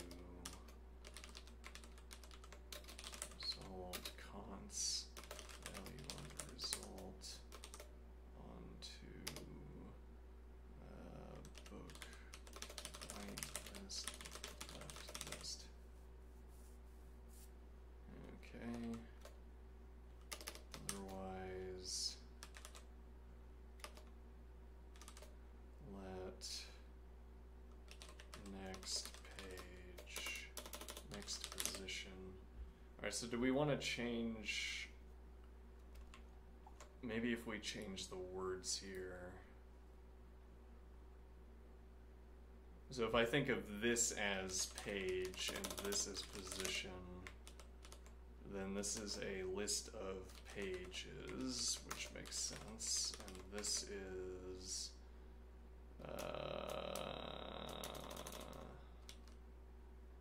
position.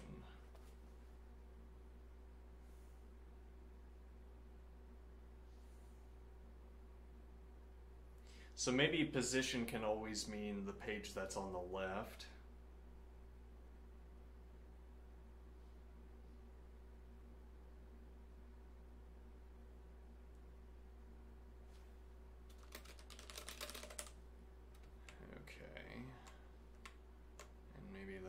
Some useful organization. Okay, so next position. Well, does that make sense with the scheming that is provided by the problem? Page on left is page 0. So we send in 0, and whenever we are on the correct page, we can const onto book left. Okay. Now I const onto book left, I increment the page count, we're now on page 1, I const on, I increment the page count, we're now on book 2, I const on, I increment the page count, we're now on page 3, we're supposed to be on page 2, we shear 1 off of book left and put it in book right, and we decrement the page count, and now we're on the correct page, we const on, I increment.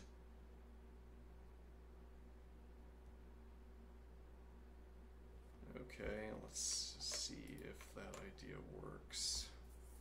Next position, car, index, list, position. Okay. Cond. Greater than next.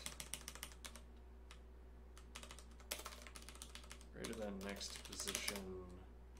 Position. Then go to turn right function. So this should be an if.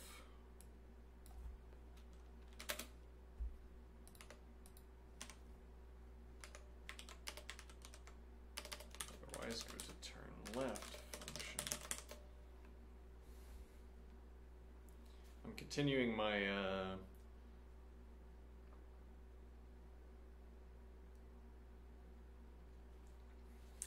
my experiment to see if I can make myself smell like allspice by consuming a tremendous amount of allspice. Maybe that's not that's not a good idea. Whatever. Let's see.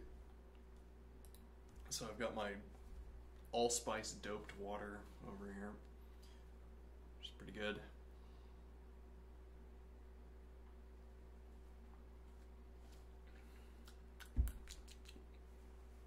Anyway, turn left function with nuns list page, CDR index list position, position, next position, book left list page, book right list page. I guess a next step would be to experiment with willingness to call a function without passing flow into that function. Now there's a point that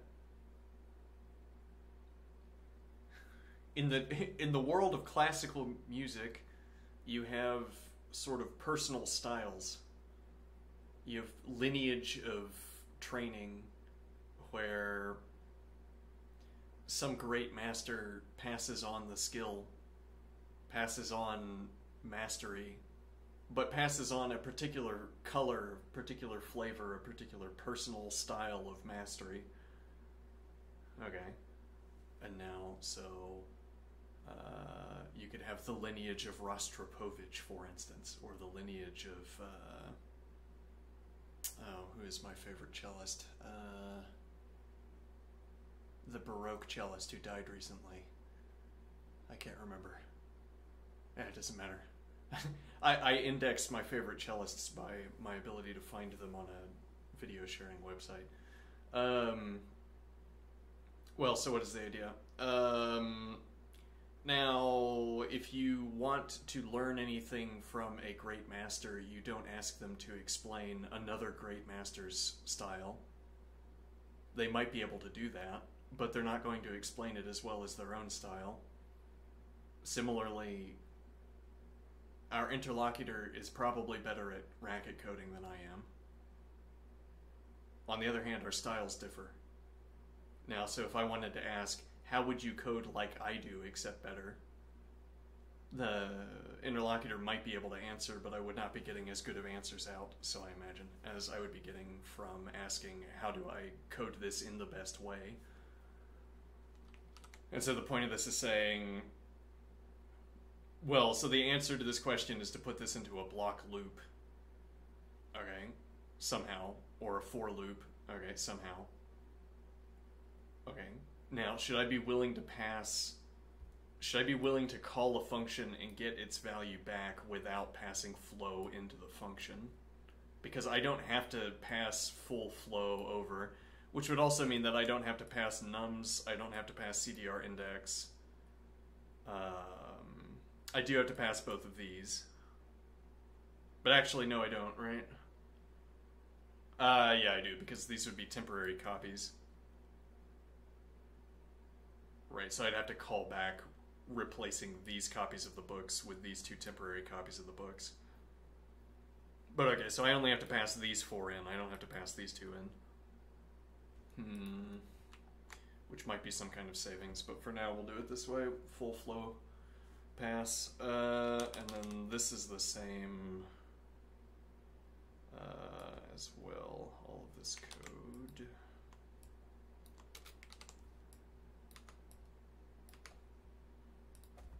Okay. Define turn left function nums list page. Next list position. Next position left list page. Right list page. Cond. I shouldn't have to do null checks, so I am not going to do them, and we'll hack away at this however long it takes to avoid null checks when they're not needed. So let's see. If less than, greater than, equals. So we know that the value has to be starting. Oh, wait, hold on.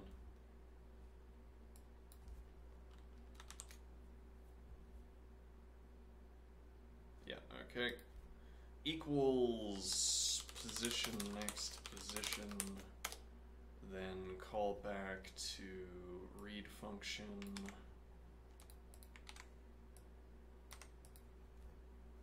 with CDR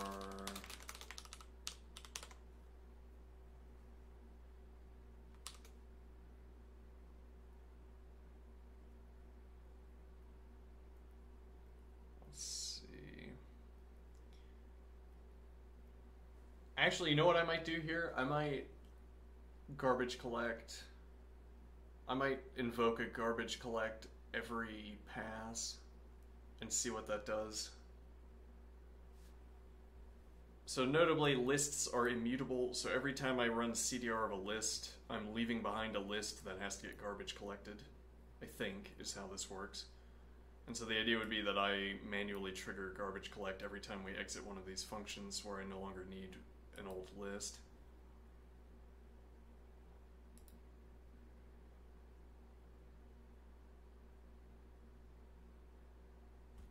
An idea anyway. Alright, now,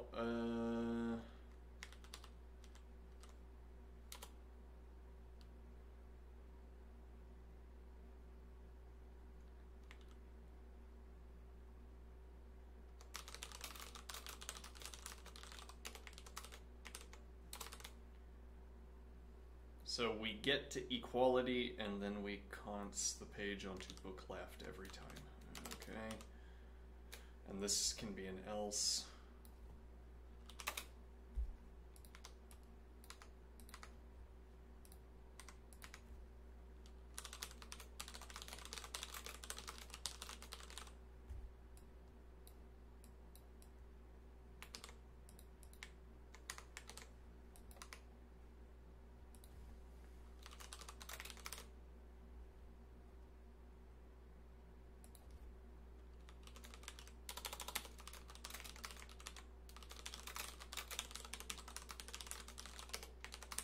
So I guess we'd garbage collect after every one of these list operations as well. Though that also would require invoking a begin, which I don't really like. Maybe that's superstition. Maybe, let's see. Define turn right function.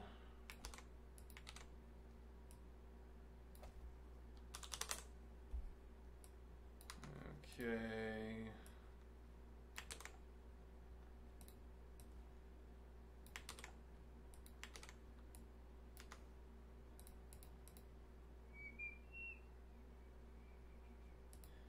Right, and then, so that's the same, arguably.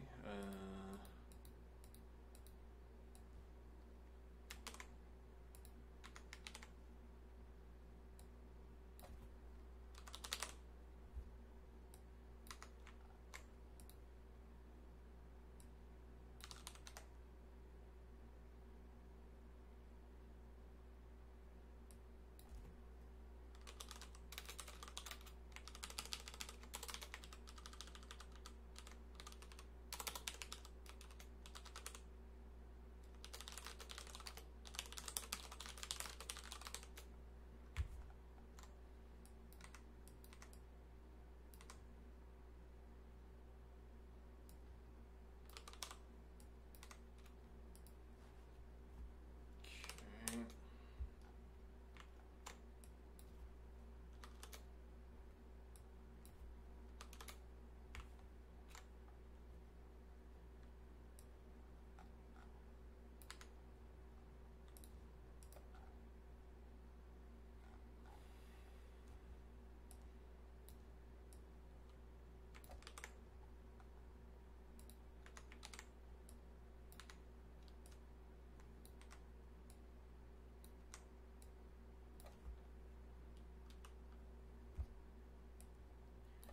Alright, now, did this end up with identical code that will also go wrong?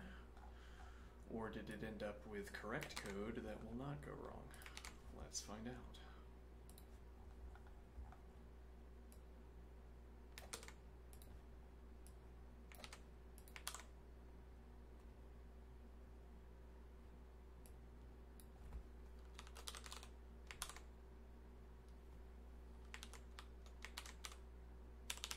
Yeah, you can't do that.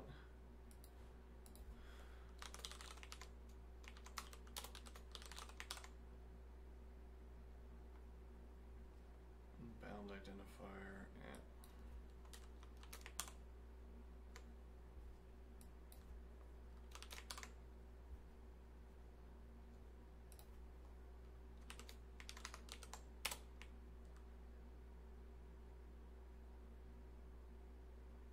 And then add one.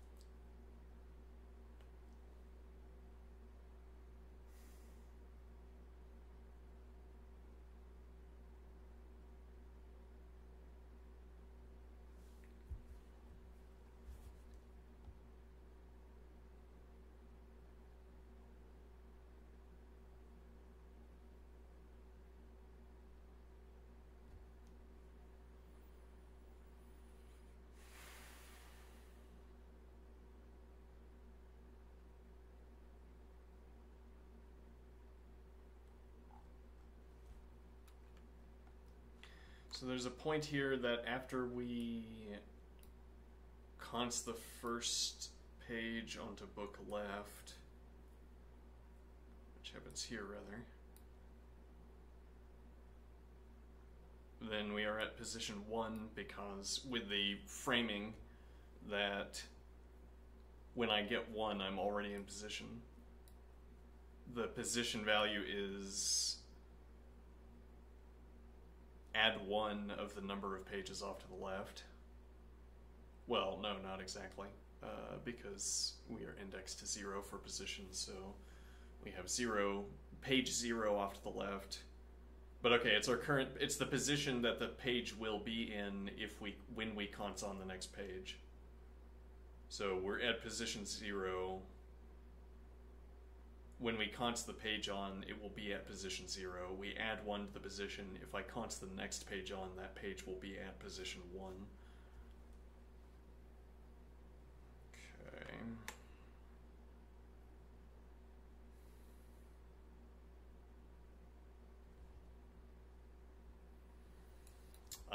This doesn't change anything except ordering, but I think I prefer this.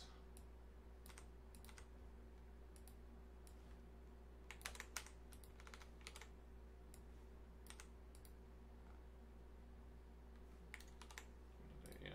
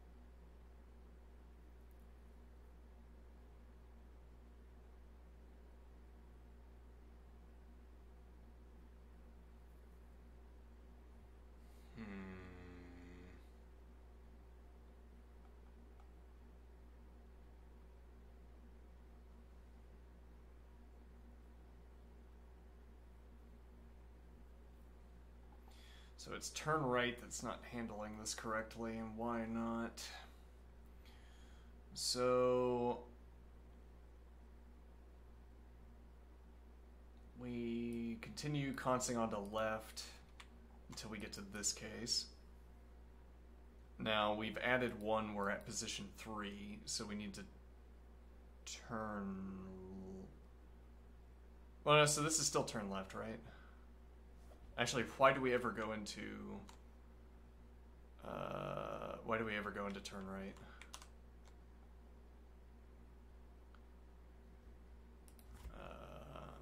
Hold on.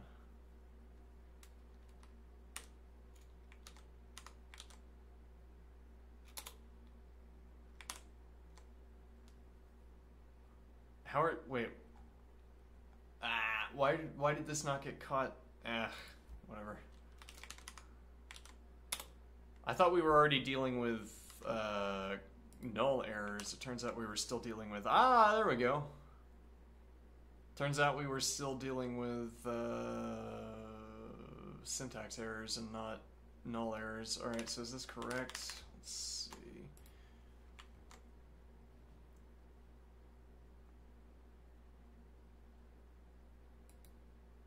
Might not be. No, that's true. Let's see. 04132. Nope, that is correct. Okay. Let's do second example.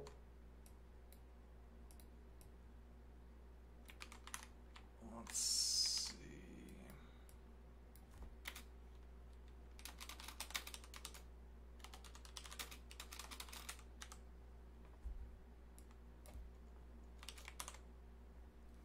Zero, 1, 2, 3, 4 is the output. That is correct. All right, let's get a baseline reading for speed here.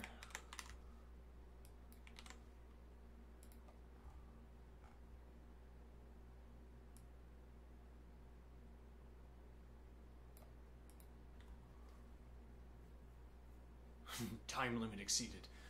Oh no. Oh, well, 0 milliseconds.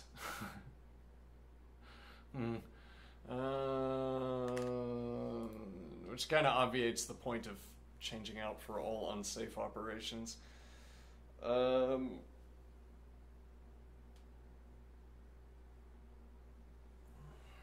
Yeah, unless they keep internal readings.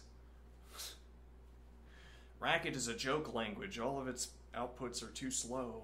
It's because we're always doing all this safe business.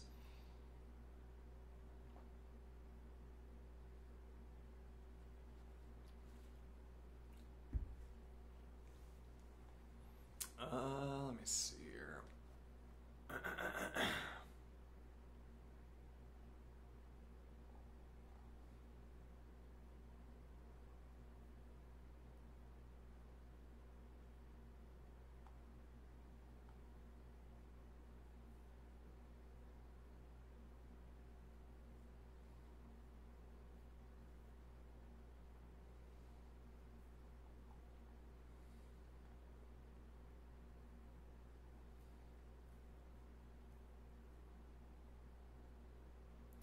Right, so we will have to... Yeah, but how do we...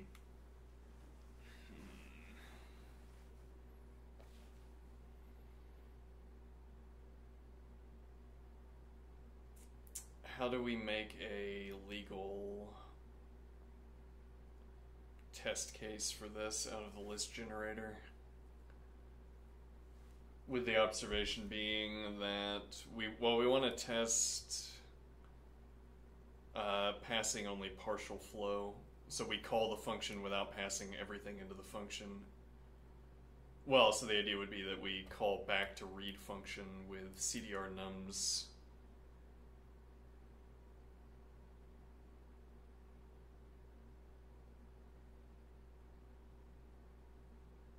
Yeah, we could do cdr nums because this will reference car nums and then it'll have scope to here. But actually it doesn't have scope to there is the problem.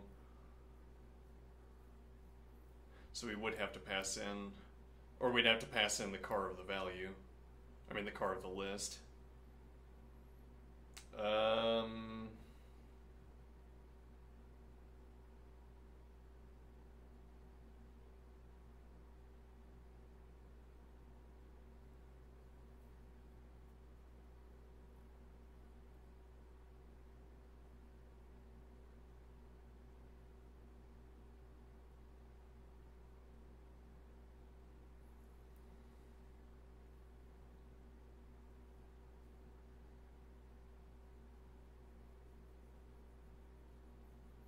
Yeah, we'd have to take car of nums and car of index and pass them in.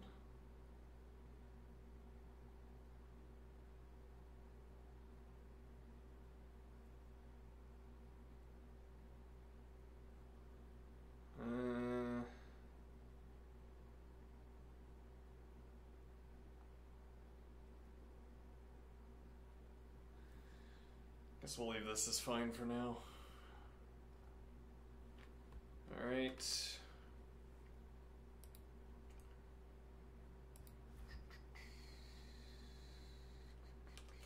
Racket. 0 milliseconds. 101.19 megabytes. Book sort. Okay. Oops.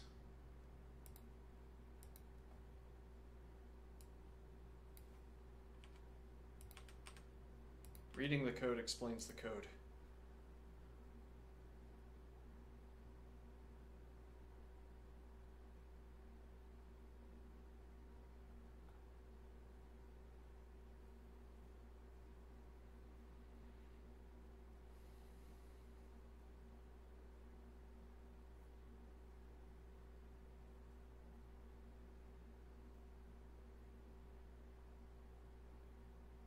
I think actually that's not a good description, right? Because it would actually be page on left +1.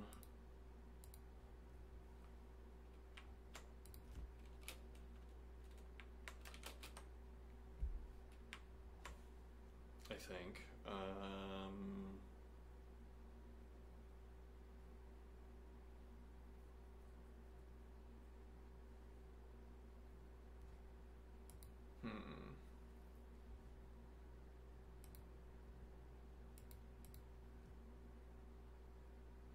Artem. Just use insert at.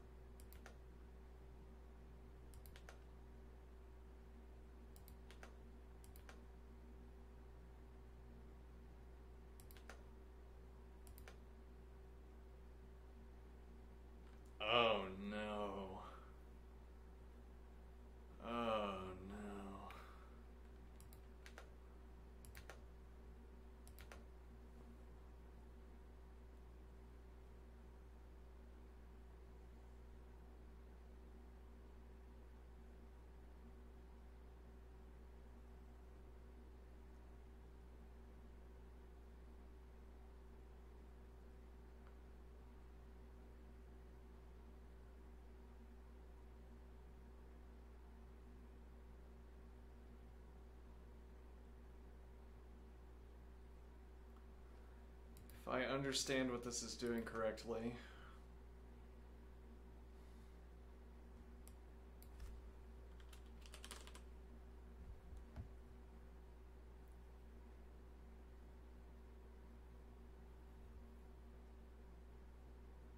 Oh no. Yeah, so this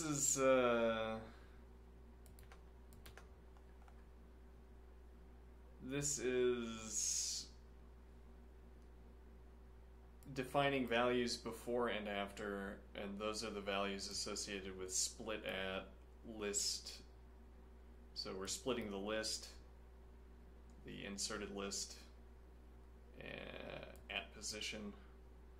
Alright, so we have before and after, which is the list before this point and then the list after this point. Okay, now, so we append the before list. So we have, every time we insert, we have to perform a splitting operation, then we perform the const, and then we append it back on.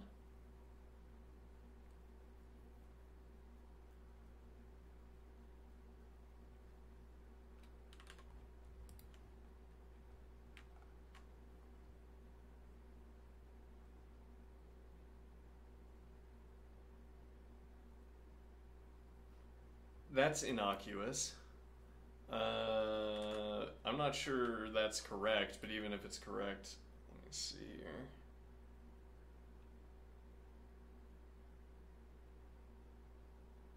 Well, yeah, what is the in here? I guess in is the number of... Well, so you start out with zero elements, would be a point. So you're growing your list of elements over time. Oh, what time is it? You're growing your list of elements over time. So these split and append operations are becoming more and more expensive as you go along. But yeah, so the number of operations you'd perform per step would be like a sum running from 1 to n, which is of order n squared. Though, and it's n squared with a constant multiplier because the append operation and the split at operation.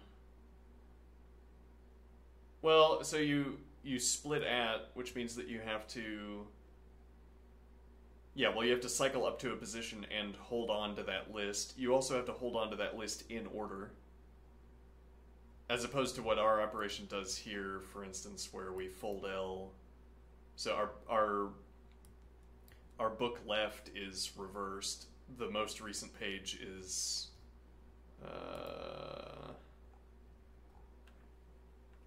like up to this point. Before we do anything out of order, we have our book left, which is 210.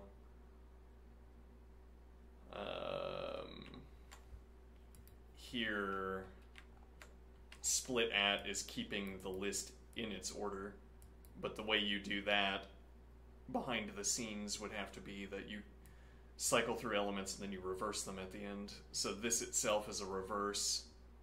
Split at, to keep the list in its order, is a reverse operation.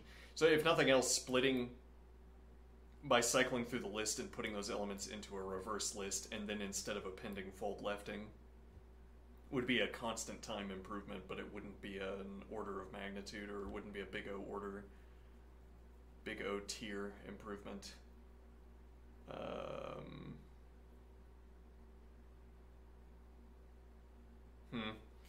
Anyway, I don't like this code. Let's get out of here.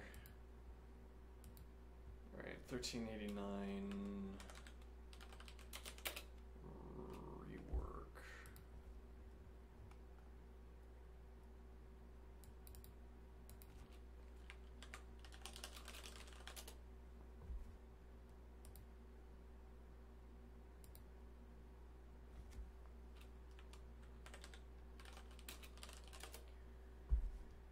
Alright. Now, I will...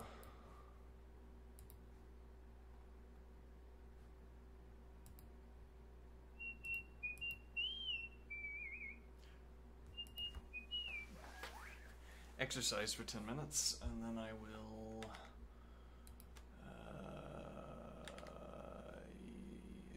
a moment.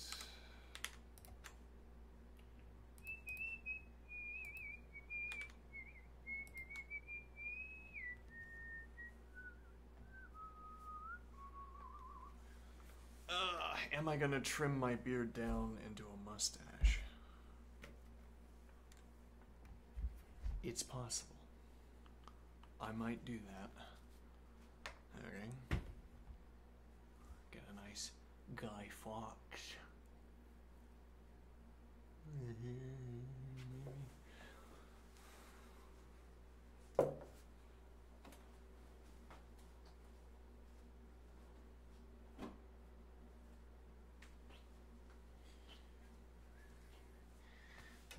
Heading into summer, and I don't require the insulation.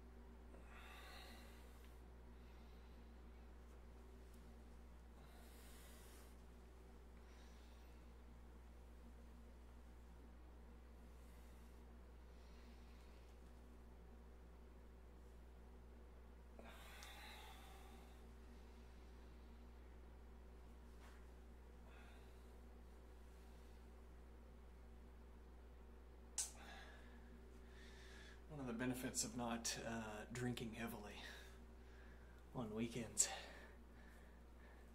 Well, one of the benefits of never drinking, actually, but also to extend this, one of the benefits of not drinking heavily on Friday is that Saturday is another weekend day instead of a recovery day. It's nice.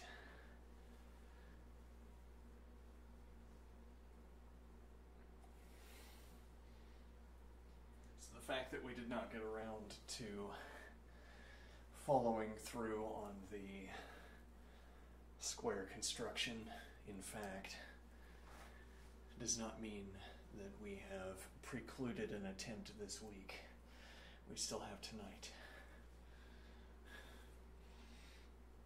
And we will attempt.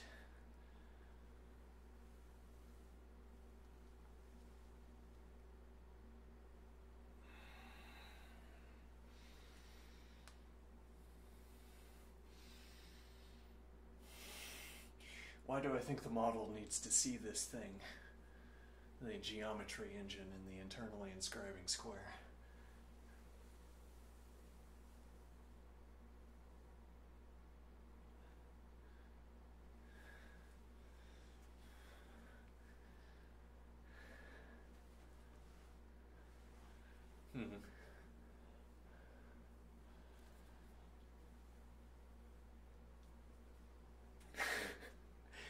I like this. I like this. As above, so below. I don't know what it means, I just like it. I like images that show people doing this too. It feels like it means something. For me, I'm not sure it means anything, but you know. But you know, like you extend it further, which I can't do in here because the ceiling is like 5 feet. Well, no, it's actually like, I don't know, 8 feet, but whatever.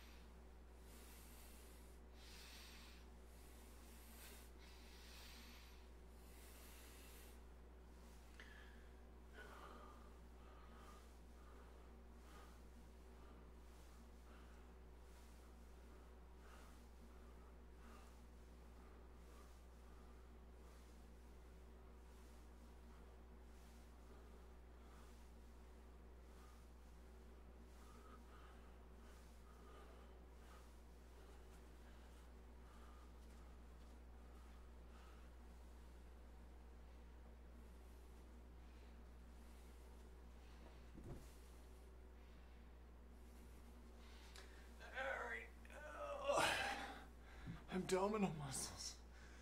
Oh no.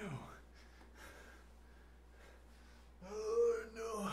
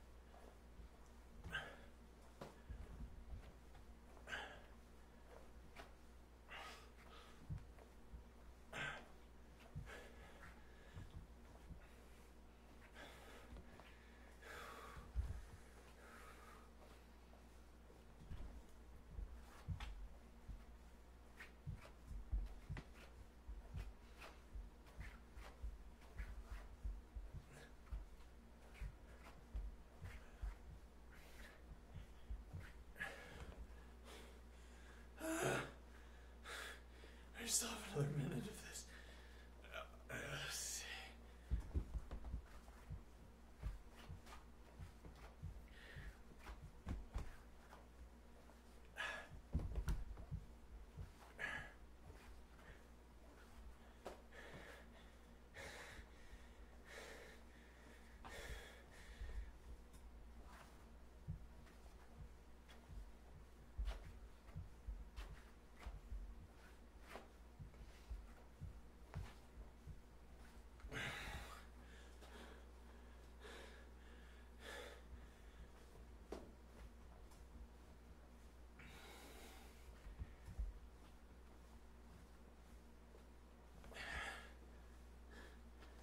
Alright.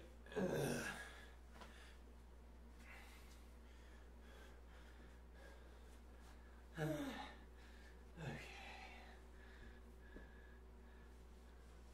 I will return after lunch